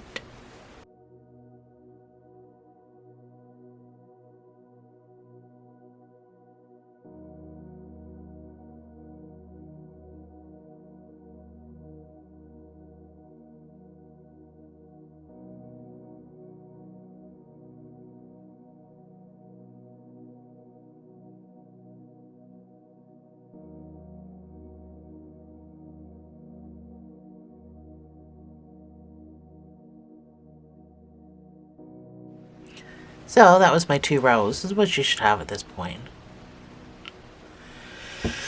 So we're going to continue to close up at the top. So we're going to do 3 single crochets and a decrease. This will bring you down to 24 stitches.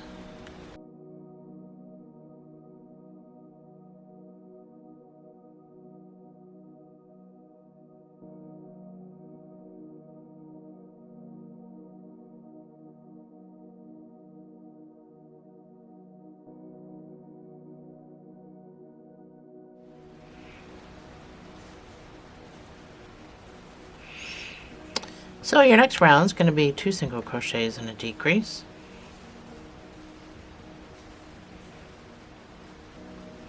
So right now we're just building the part that goes underneath the hat for the hat to sit on.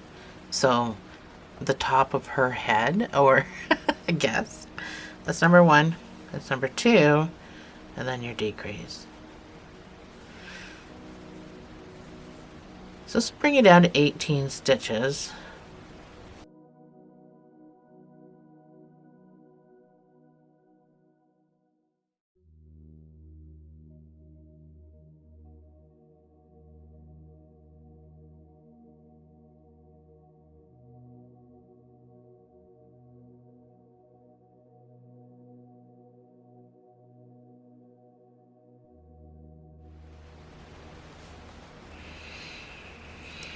So you should have 18 stitches. For the next 2 rows, you're just going to put 1 single crochet in each of these 18 stitches.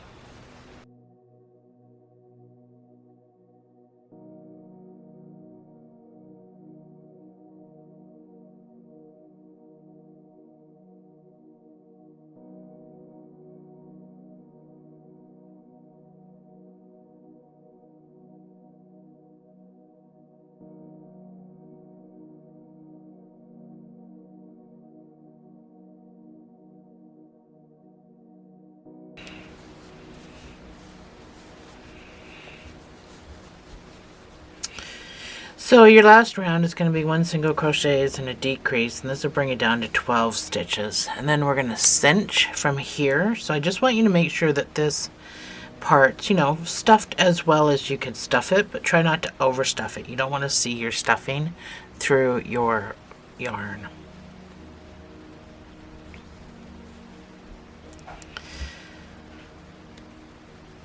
So that's 1 single crochet, so we jump right into our decrease.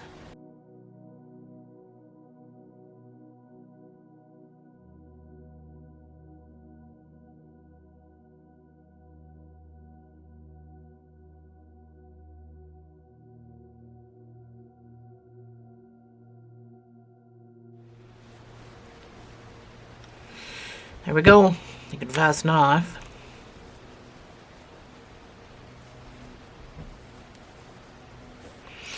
So you just need a cinching tail to close it up, and enough to, you know, to weave with. So let's finish stuffing this. I really need this. Make sure this is all stuffed decently. We're going to kind of tack the hat down to this area, so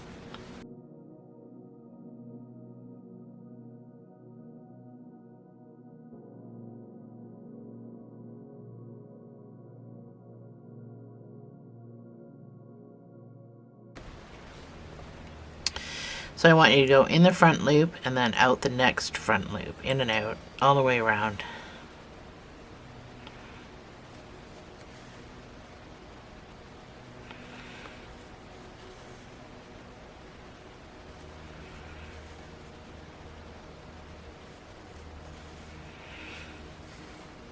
And then you can pull and then pop across the hole, go through your loop.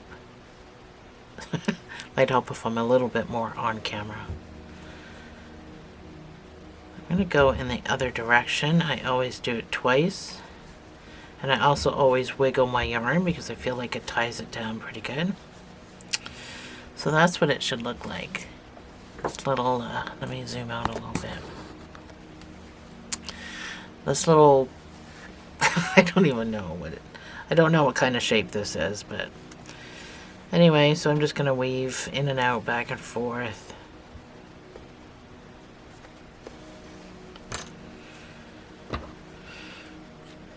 And that's our little Gnome body. So you can still move your stuffing around if you want to push it up a little bit. And there we go. So that's the that's the shape that I've got.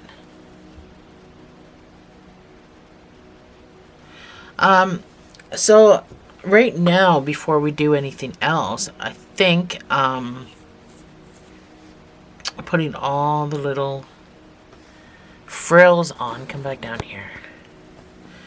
I just think before anything else gets in the way, like arms, noses, stuff like that, all these front loops that we left exposed in this round, this is where we're going to attach all of our little frillies. So I'm going to get my pink. So I'm just going to take my 4 fingers, I'm going to spread them out, and I'm just going to wrap.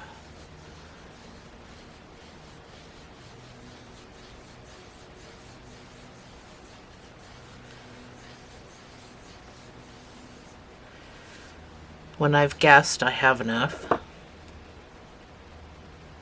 I'm going to cut the bunch, and I'm left with this. So, you're always going to have a short piece too. Well, I do anyway. You may or may not have to do this a couple of times, but let's find our jog and let's start there. So you're going to take this and you're going to fold it in half. Let's start where we jog. So there's my top loop and my bottom loop, because we work in a spiral. So I will show you what to do in here to make it look even. But first you're going to insert your hook into the loop. You're going to put your little piece on the end of your hook, and then you're going to pull through, pull up a bit, yarn over, and pull through that loop that you just made.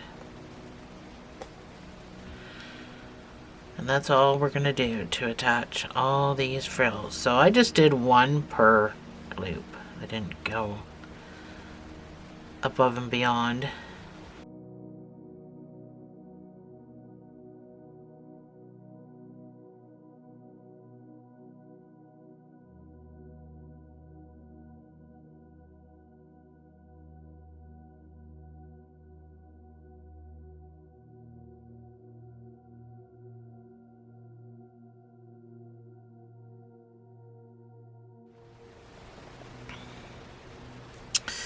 So I'm on my last one here, but I want to I didn't do that very well. So right here where the jog happens, I just like to go in and grab that post that's in between and put my last piece in there, because it makes it to the eye. We're kind of manipulating the eye at this point. It makes it look a little more even than it would have been.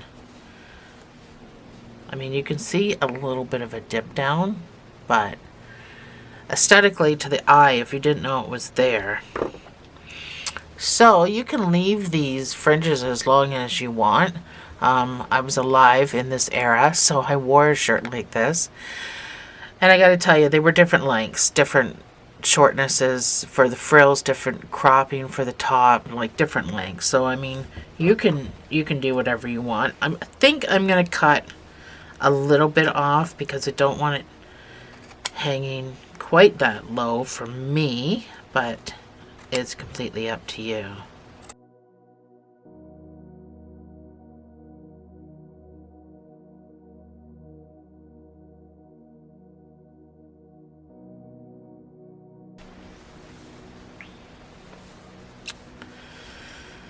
So I think what's next is getting the nose on.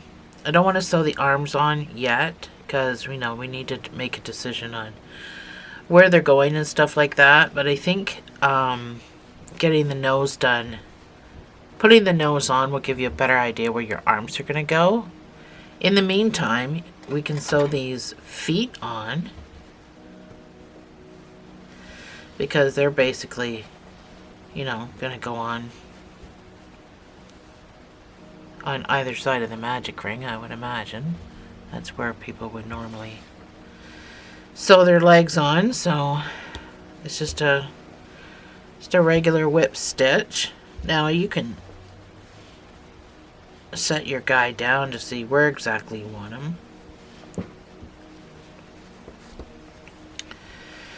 I'm going to come forward just a little bit, but it's either still going to be on either side of my magic ring. It's just going to be forward a little bit.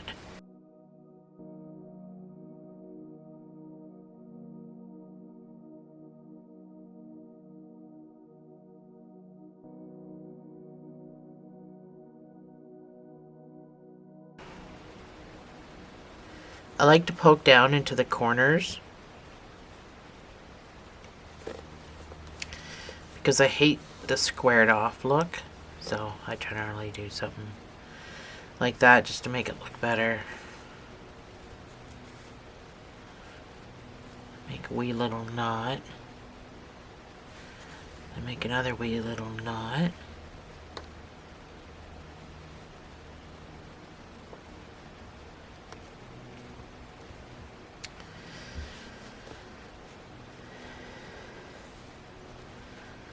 So I'm going to pop out into a specific hole back here. Like, make sure it's a whole hole, because we'll pop out with our other leg.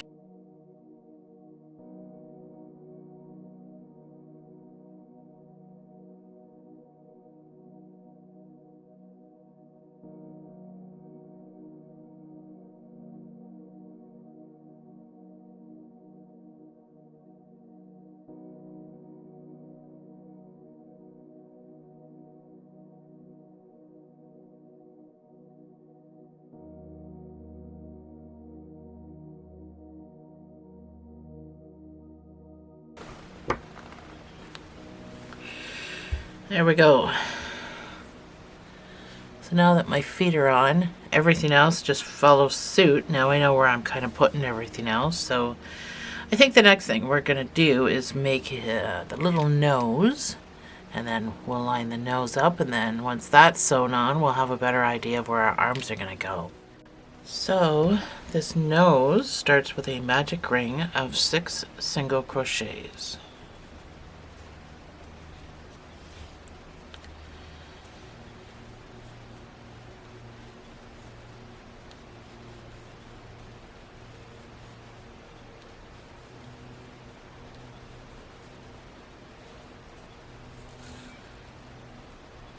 So your next round is going to be 2 single crochets in each stitch around, giving you 12 stitches.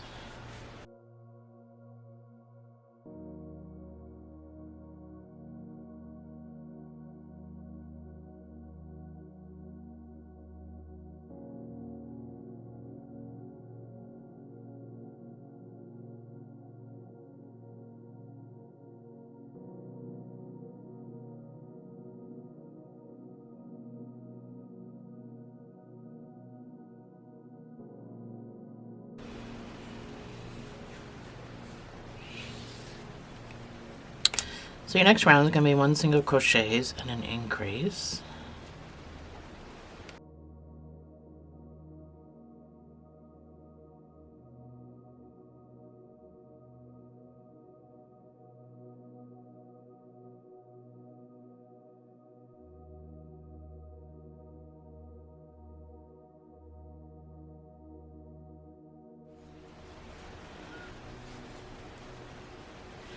So you should have 18 stitches for the next 3 rows. I just want you to put 1 single crochet in each of these 18 stitches.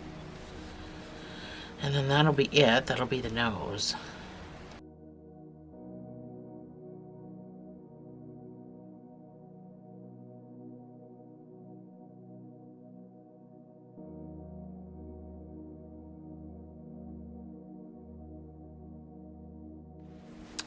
So that's my 3 rounds. That's what it should look like.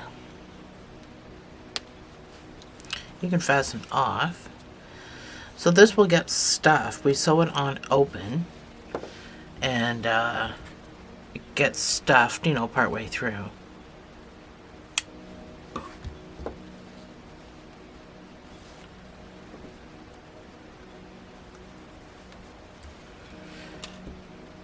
So once we sew this on, we'll have a better idea of where we are putting the arms. So 1, 2, 3, 4, 5. I did mine about 2, 3, 4, 5 around here, about the 5th row up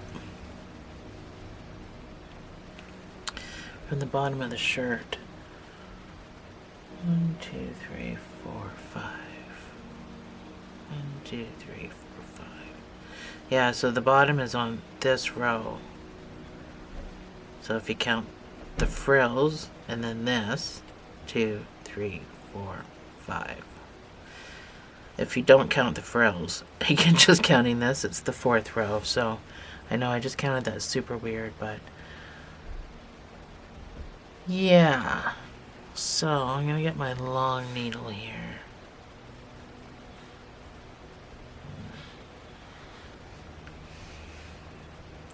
So I'm going to sew about 3/4 of the way around, and then I'm going to put stuffing in it. And this leaves plenty of room for the hat and the glasses,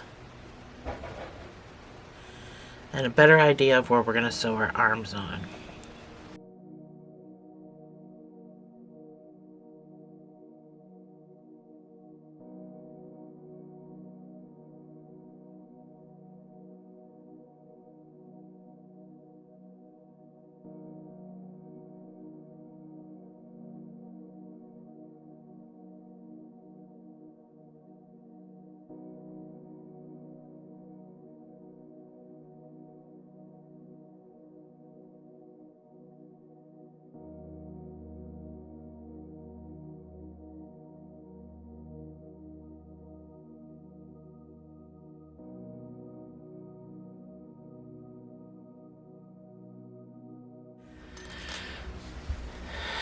So now that we have our nose on,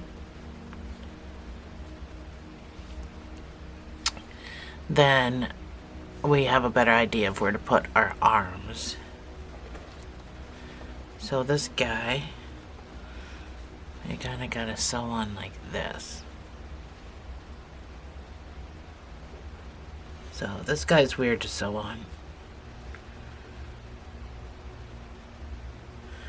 So let's see how low I did my other one. So my other one literally is right down here by the frills, the bottom part of it.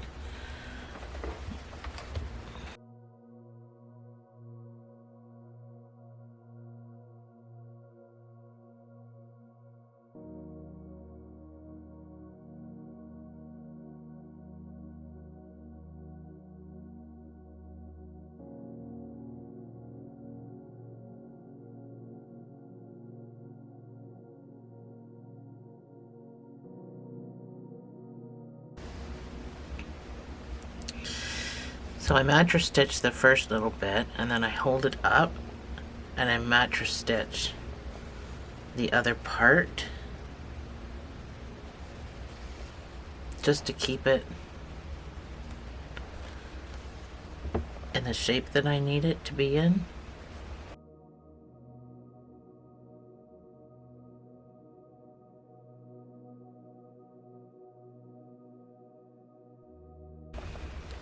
So now you got to do the other side as well.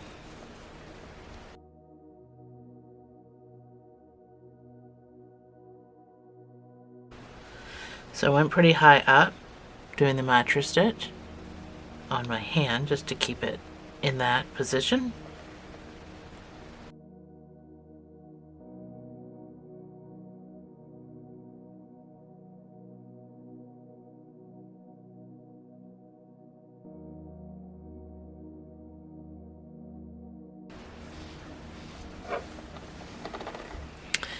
So, it's weird, I know.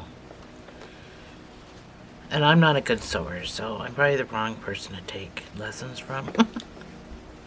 I'm here to teach how to crochet, not how to sew.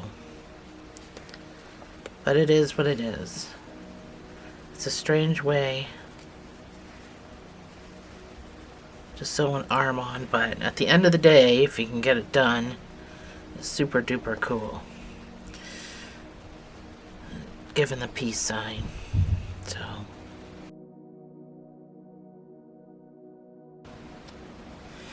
and then the other arm is easy because it's just a straight arm. So just make sure that your nail polish is sticking out.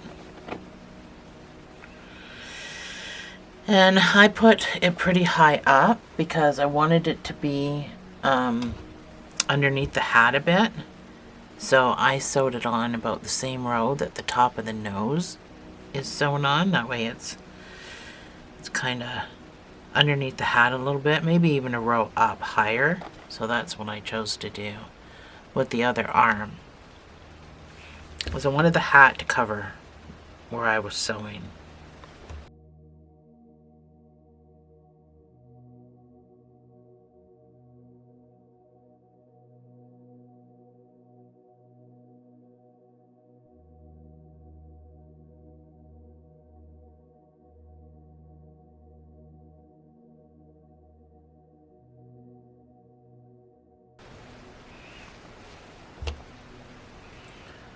And I mattress stitch under it because mattress stitching it the way I just did makes the arm pop up. So I kind of want the arm to be held down close to the body. So I'm mattress stitching in this row and out from the armpit to pull the arm back down.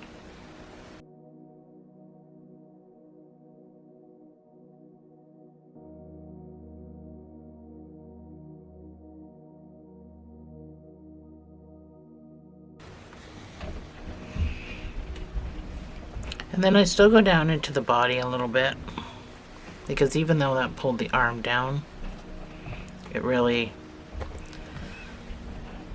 still likes to stick up. So as I'm weaving, I'm just going down the arm as I go.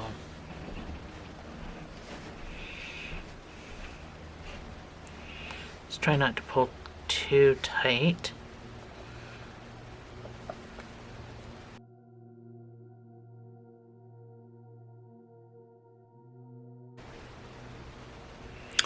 So the hat takes some time, and then the hair and everything else, so that will be in the next chapter. So I will see you in chapter 3.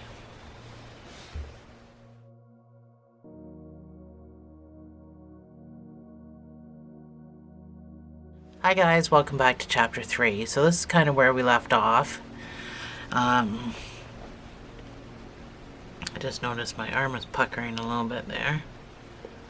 So,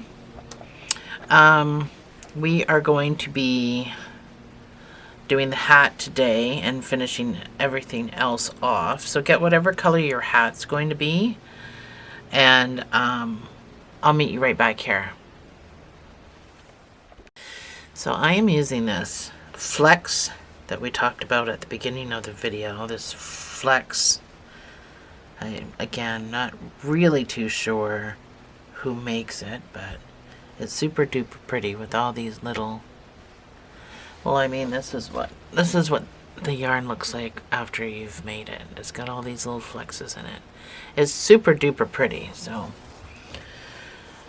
I'm going to use that again for my hat, and then this blue is going to be for the bottom part, the very end of the hat, and this is again loops and threads, bright sky blue, that's the color. Anyway, start with a magic ring of 6 single crochets.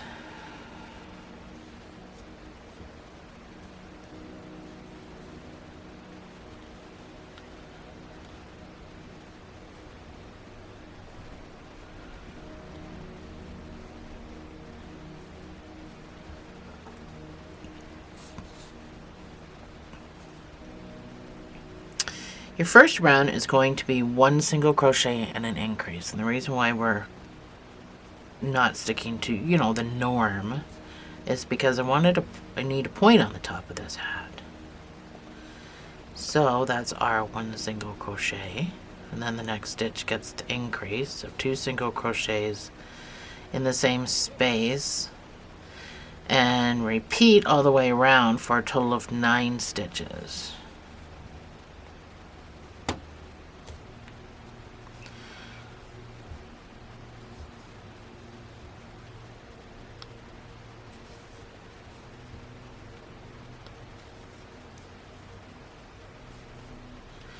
This stuff is not the easiest to work with. It splits easily, but the outcome is fabulous.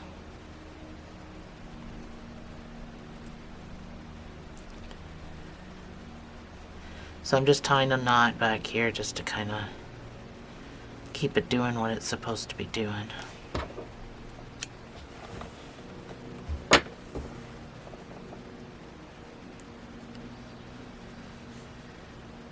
So your next round is just going to be 1 single crochet in each of these 9 stitches.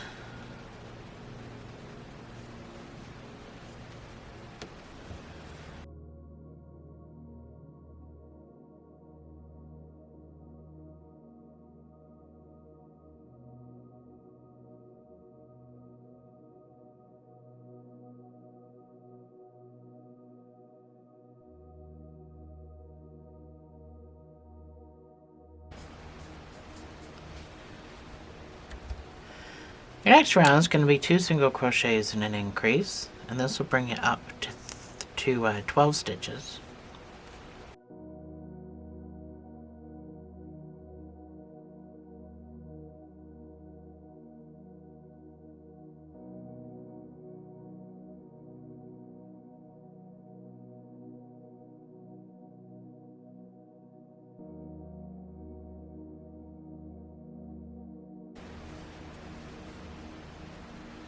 So because I did the beginning not traditionally, we're not going to increase by 6 every row, we're going to increase by 3.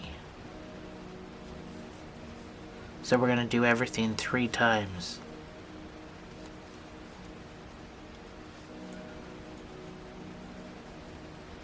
So for the next 3 rows, we're just going to put 1 single crochet in each of these 12 stitches. So I'm just going to count to 36.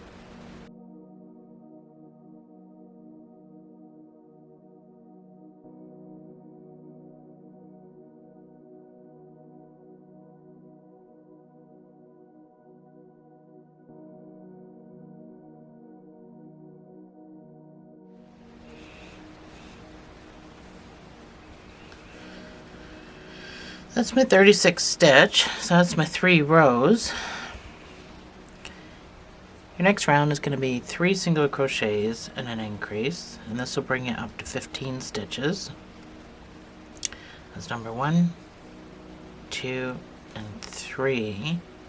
And then your next stitch will get the increase of 2 single crochets in the same space.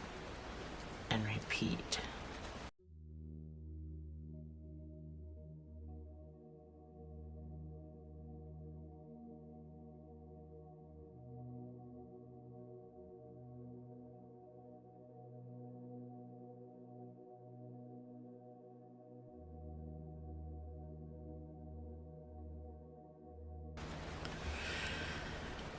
So for the next 3 rows, I just want you to put 1 single crochet in each of these 15 stitches, so I'm just going to count to 45.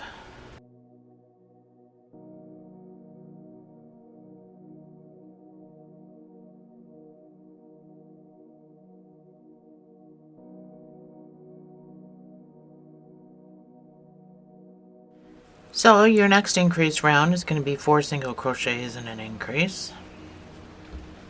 This will bring it up to 18 stitches.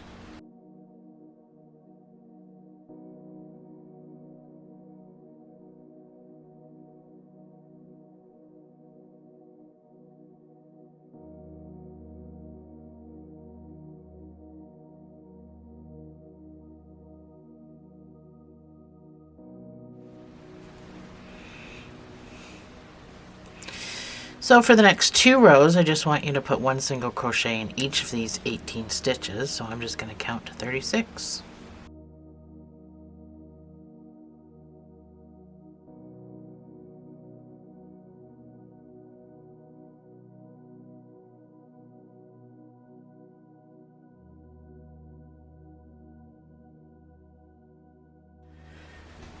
So your next few rounds, we're going to start adding rounds together because as you can see, it's going to take the hat's a while. So, excuse me, your next round is going to be 5 single crochets and an increase. This will bring you to 21 stitches, and then I want you to do 2 rows after that of 1 single crochet in each stitch. The same thing we've kind of been doing. All this will be on my screen, so you can just pause it and just work away. So this next round, like I said, is going to be 5 single crochets and an increase.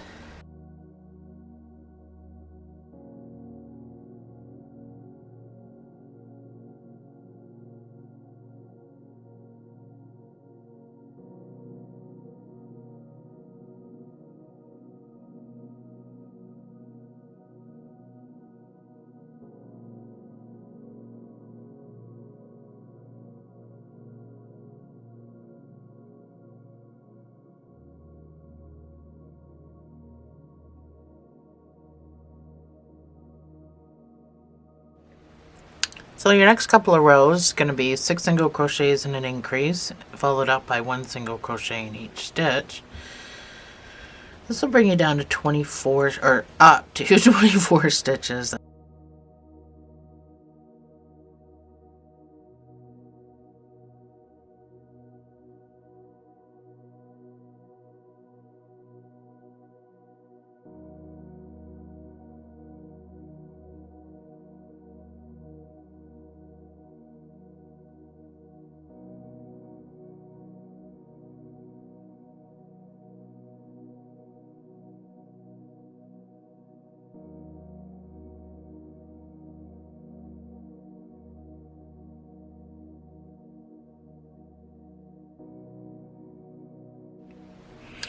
Your next couple of rounds is going to be 7 single crochets and an increase, bringing you up to 27 stitches, followed up by 1 single crochet in each of those 27 stitches.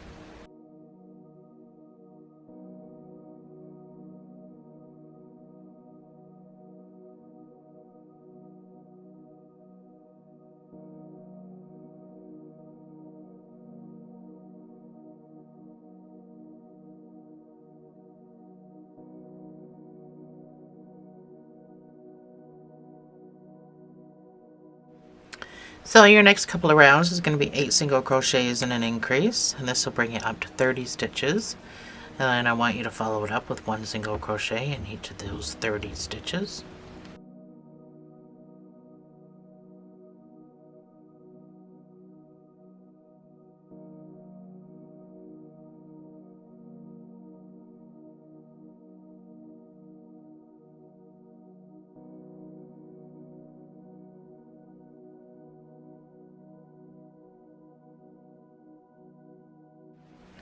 So your next round is going to be 9 single crochets and an increase, and this will bring you up to 33 stitches, and then I want you to do 1 single crochet in each of those 33 stitches.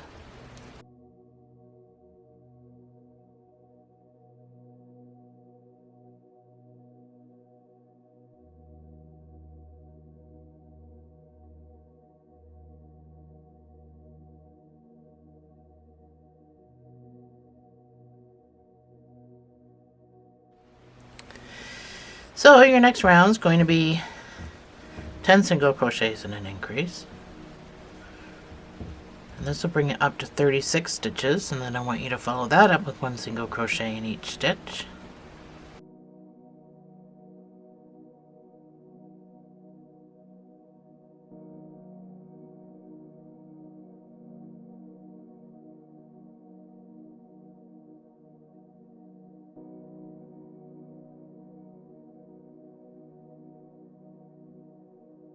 So we're going to start doing things a little bit differently now. Now we're going to do 2 rows of increases and 1 row of single crochets. 2 rows of increases, 1 row of single crochets. So we're picking up the pace a little bit. So I'm probably still going to put this all on your screen just to make it a little bit quicker. So this next round is going to be 11 single crochets and an increase. So we'll do this just 1 row here, and then the next rounds will be 2 together.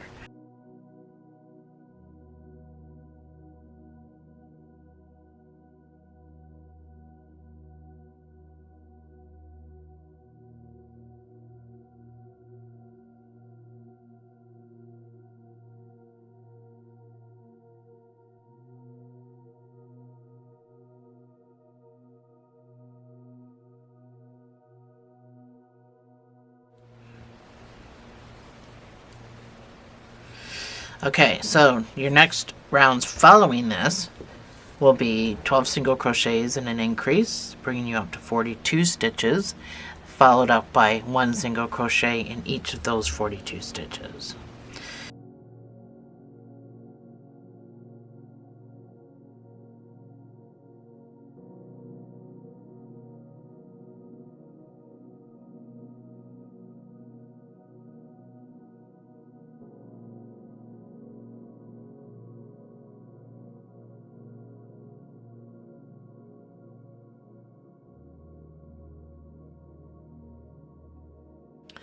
So this is what you should have at this point. So the next 3 rows are going to be on my screen. The first one is going to be 13 single crochets and an increase, bringing you up to 45 stitches. Then you're going to do 14 single crochet increase, bringing you up to 48 stitches. And then 1 single crochet in each of the 48 stitches. So all this is going to be on my pause screen, and I will see you on the other side.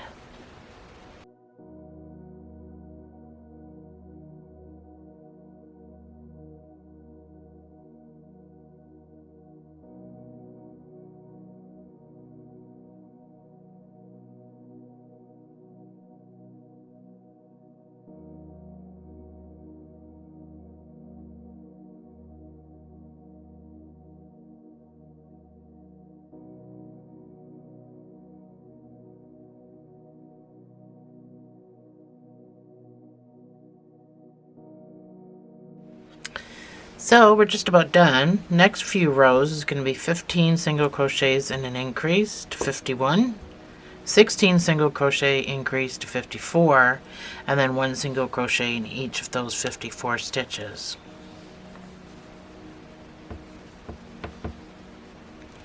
If I didn't do it this way, this would be taking forever.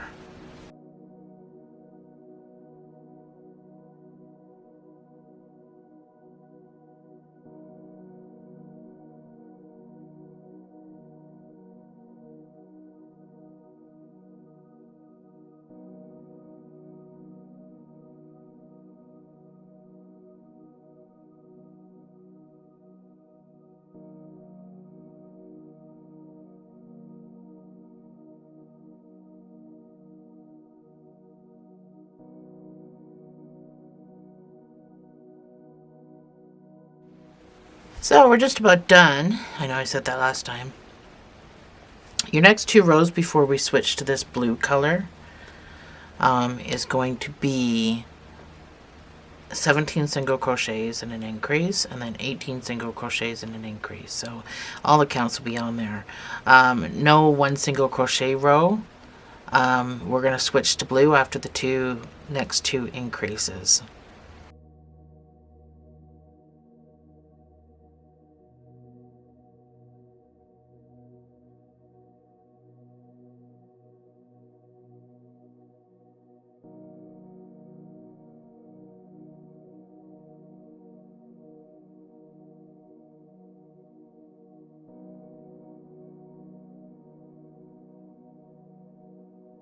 So I'm on my last stitch where I have to put in my 2 stitches. I've put in my 1 stitch because this is my increase one. So I'm not going to finish that last stitch with my green. I'm going to finish it with my blue.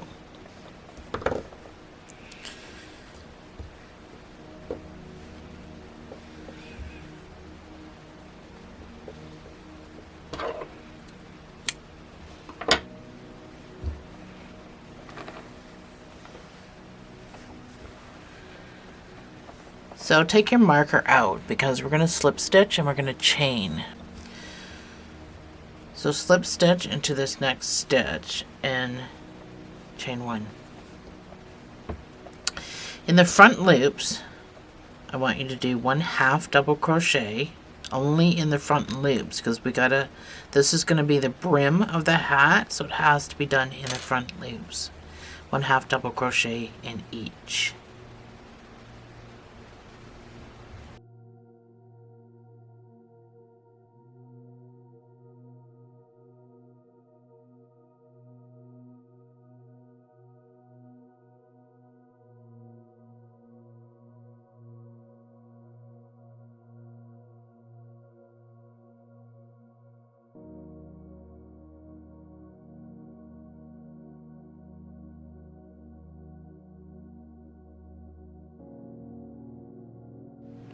So I am all the way back around using only my front loops.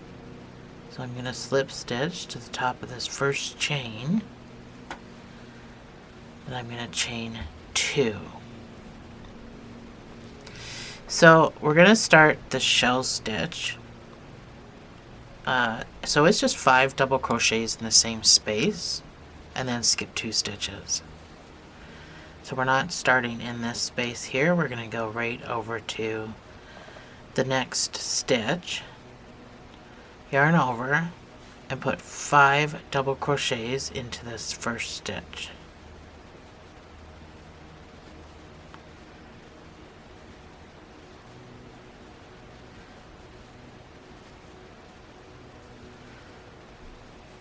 We don't chain or anything, but we're going to skip 2 stitches. And into the next one, we're going to put 5 double crochets.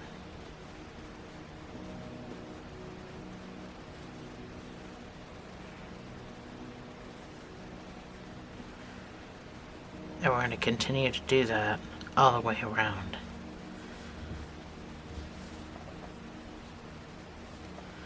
So skip 2, 5 double crochets.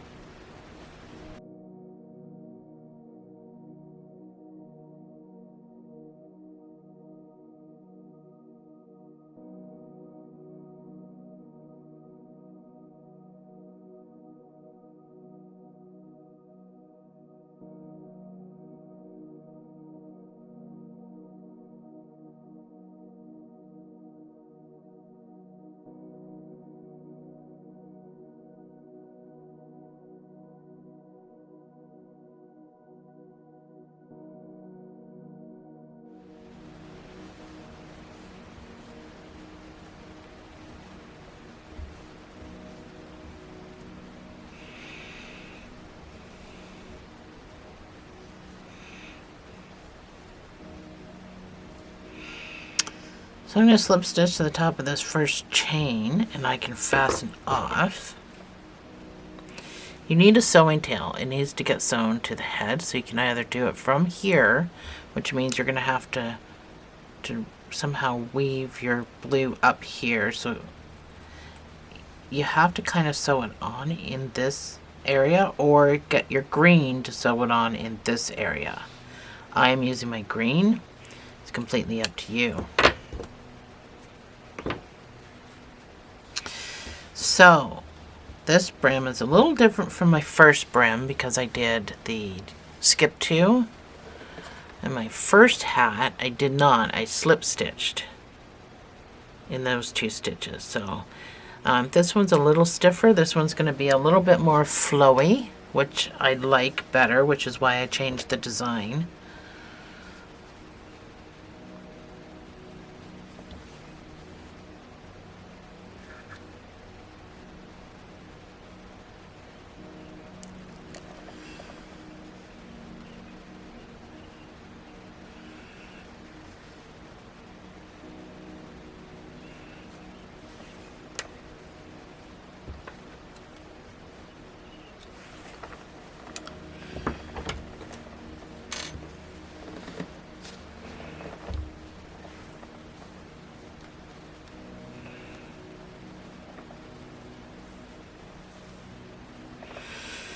So, turn my hat around. It's hard to see mine, but I mean, you know what's going on with yours. So now that our hat is done, we can kind of set this aside. Well, actually, we can't really set it aside. We got to glue things onto it. So you can either use some really strong glue that you have. I'm going to use my glue gun for this next part. So whatever you're using, get it ready. So I've got a few buttons. I got these on Amazon. They're just little hearts. I think they're super cute. You can sew or glue. I'm gluing all mine on. These cute little hearts. I think they're adorable. So they're going on my hat for sure. And then all these little flowers that I used when I made my Doom Buggy, those are all going on the hat. So I did that for my other one, and I will show you all the little, I still got to add these hearts too. In the meantime, while I'm waiting for my glue gun to, I'm just going to take some of these out. While I'm waiting for my glue gun to heat up, we can do the hair. So my hair is going to be gray because my hair is going to a specific person, and so I'm just doing the hair to match them. Let's set this aside. Let's get our glasses. Let's get our hair. So these are my glasses. This is what I showed you at the beginning of the video. These are pet glasses you can find on Amazon. So all you got to do is stick the arms in wherever. And then they hold pretty tight. And I don't push them all the way back either, so. There's my glasses. And they're the perfect size. So I'll put that picture up so you can find. I'm not going to link any of this stuff. I'm just putting the pictures up. You can go find it because my websites. I'm Canadian, so I'm going to end up linking Canadian stuff, and that's not going to do you any good because, you know, you're all from other countries. So I'm just going to post the picture, and you can go type in the details and find them. But these are just pet glasses. I'm sure if you just typed in pet glasses, this is what you'll get. And they come in all these different colors. So I've got green, yellow. These are pink. Not that you can really tell because I got a pink shirt on. And then the blue is what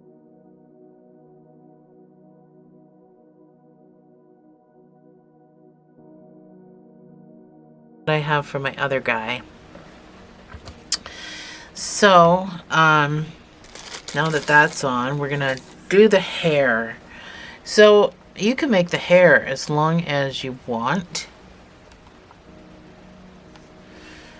So initially, let me get my other doll. Let me get everything out of the way here. Get my other doll. So the hair is pretty long on her because this is going to my sister. And she used to have really long hair and I braided it. But it goes down like almost down to her legs. So you can, and this is a chain 35. So each pieces I chained 35 and then I braided those chains together and did the same thing for the other side. That's how I got these chunky looking braids. So I only have to do one braid for this chickie and I have to do it in gray. So I'm going to make, and she has long hair too, so I'm going to just do 3 strands of chains, 3 chain 35s, and then I'm going to put those together and I'm going to kind of sew it to here so that it drapes around the front, just one gray braid. That's what I'm doing for hers. So while I'm waiting again for my heat gun, I mean, if you're not waiting for a gun to warm up, a glue gun to warm up, then you can just glue your stuff on and then come and do this part with me. So, one of these ends is going to have a longer end on it for sewing. You can use any hook you want. Actually, I'm going to go up and hook. I'm going to use a 6mm to do a big chain. This is a Craft Smart light gray. So it's a little on the thicker side, as Craft Smart usually is.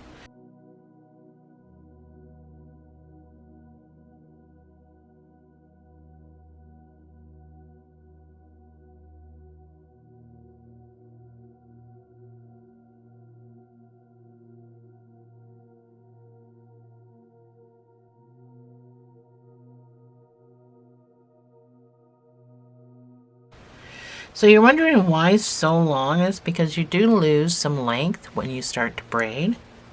So you can fasten off the first one. So start with the tail, end with the tail. And I'm going to make 2 more because I'm only doing 1 braid.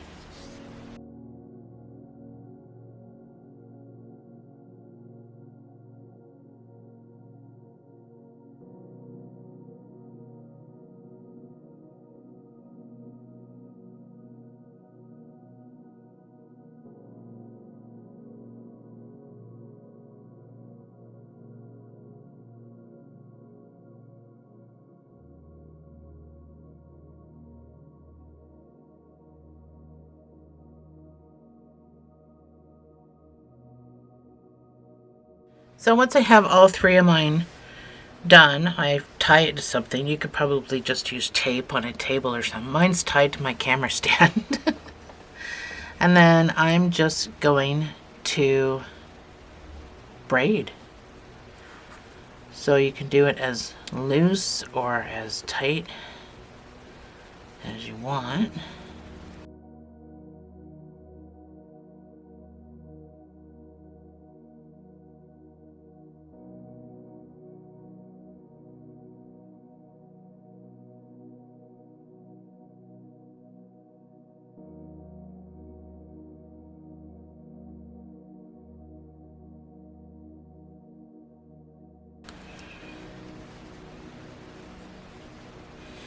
So once you get down so far, you're just going to kind of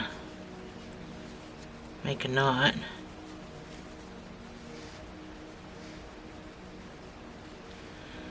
And kind of wiggle this down.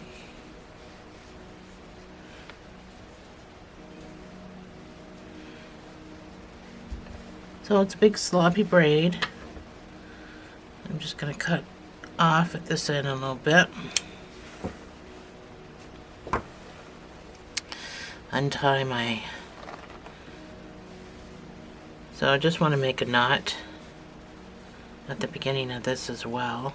Could have done that before you started braiding.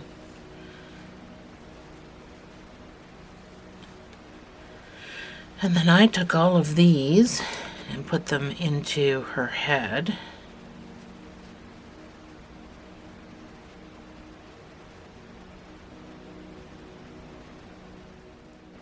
So I attached it to her head, but my camera died, my card filled up, and everything just went awry. But anyway, it's attached to her head. So the braid can either be just hanging down in front, or the braid can be just down through the back. So it's pretty loose braid. You know, you can kind of pull it out like you would your own hair to make it thicker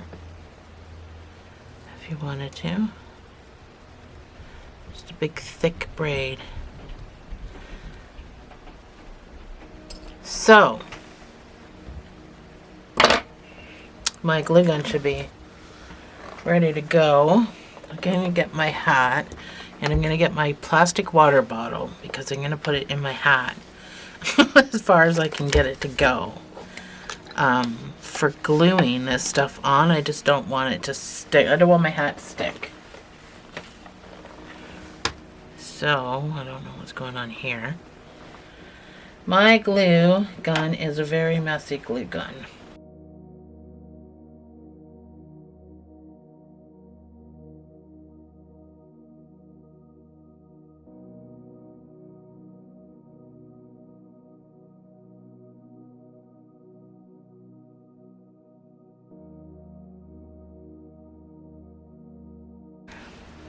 So go ahead and decorate your hat.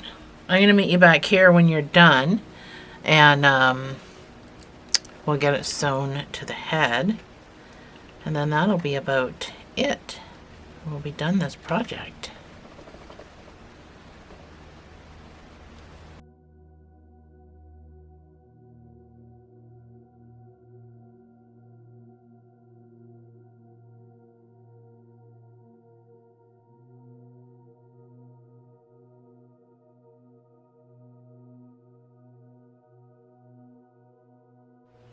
So I got a whole package of these from Amazon.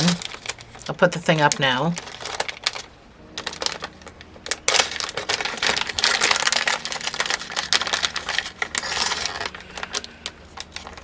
So I'm just going to take one out.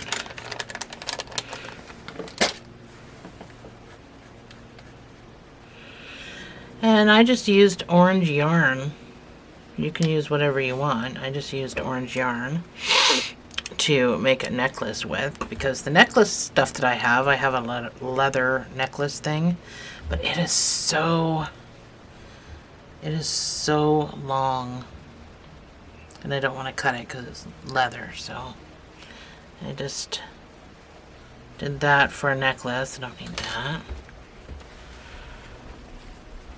So I'm going to put this necklace on,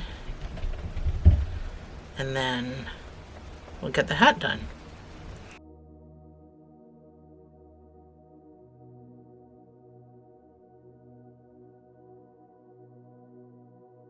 All this is going to be up underneath the hat. You're not going to see it. Just make sure you've got it where you want it.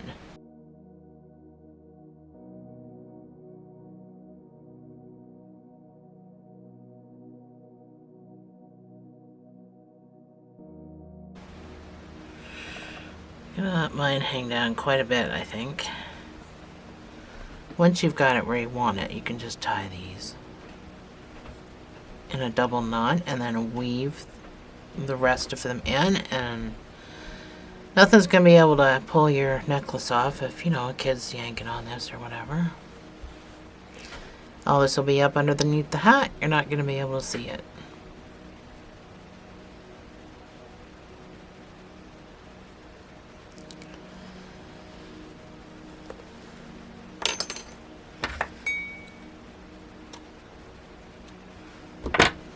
There we go. And then the final thing is to sew this hat on.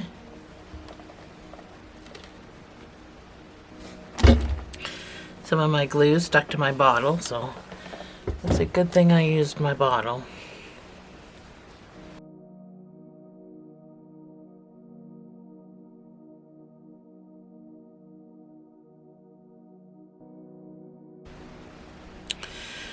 So you can sew this hat on any way you want. I'm just gonna kind of tack mine down. So I'm gonna use some green.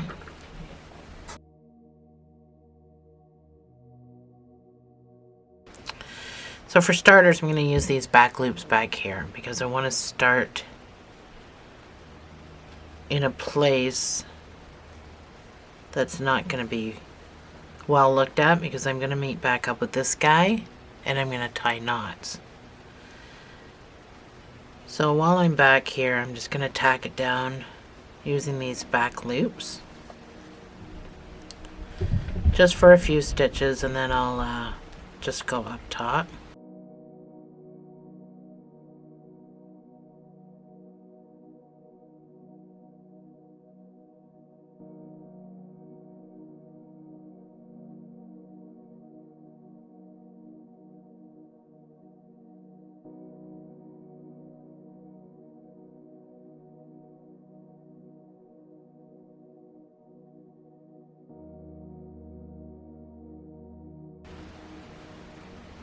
So I'm just gonna, again, do what I just did on the other side. I'm using these loops.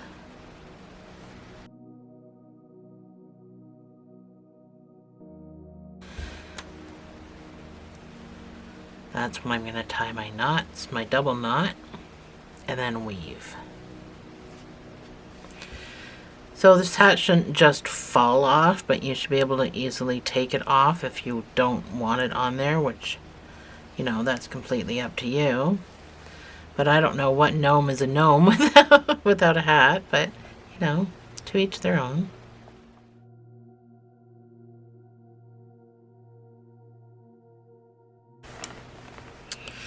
There we go. So the back of this is not going anywhere. The front of it, you can still move it around and do, you know.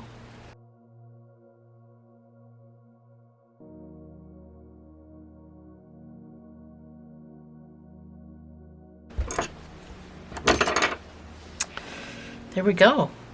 That is it. I have to lay her down just so you can see. But that's our little gnome with her feetsies. This is the best part of the whole project. Anyway, this was super duper fun. Thanks for joining me, guys. I will see you in the next video.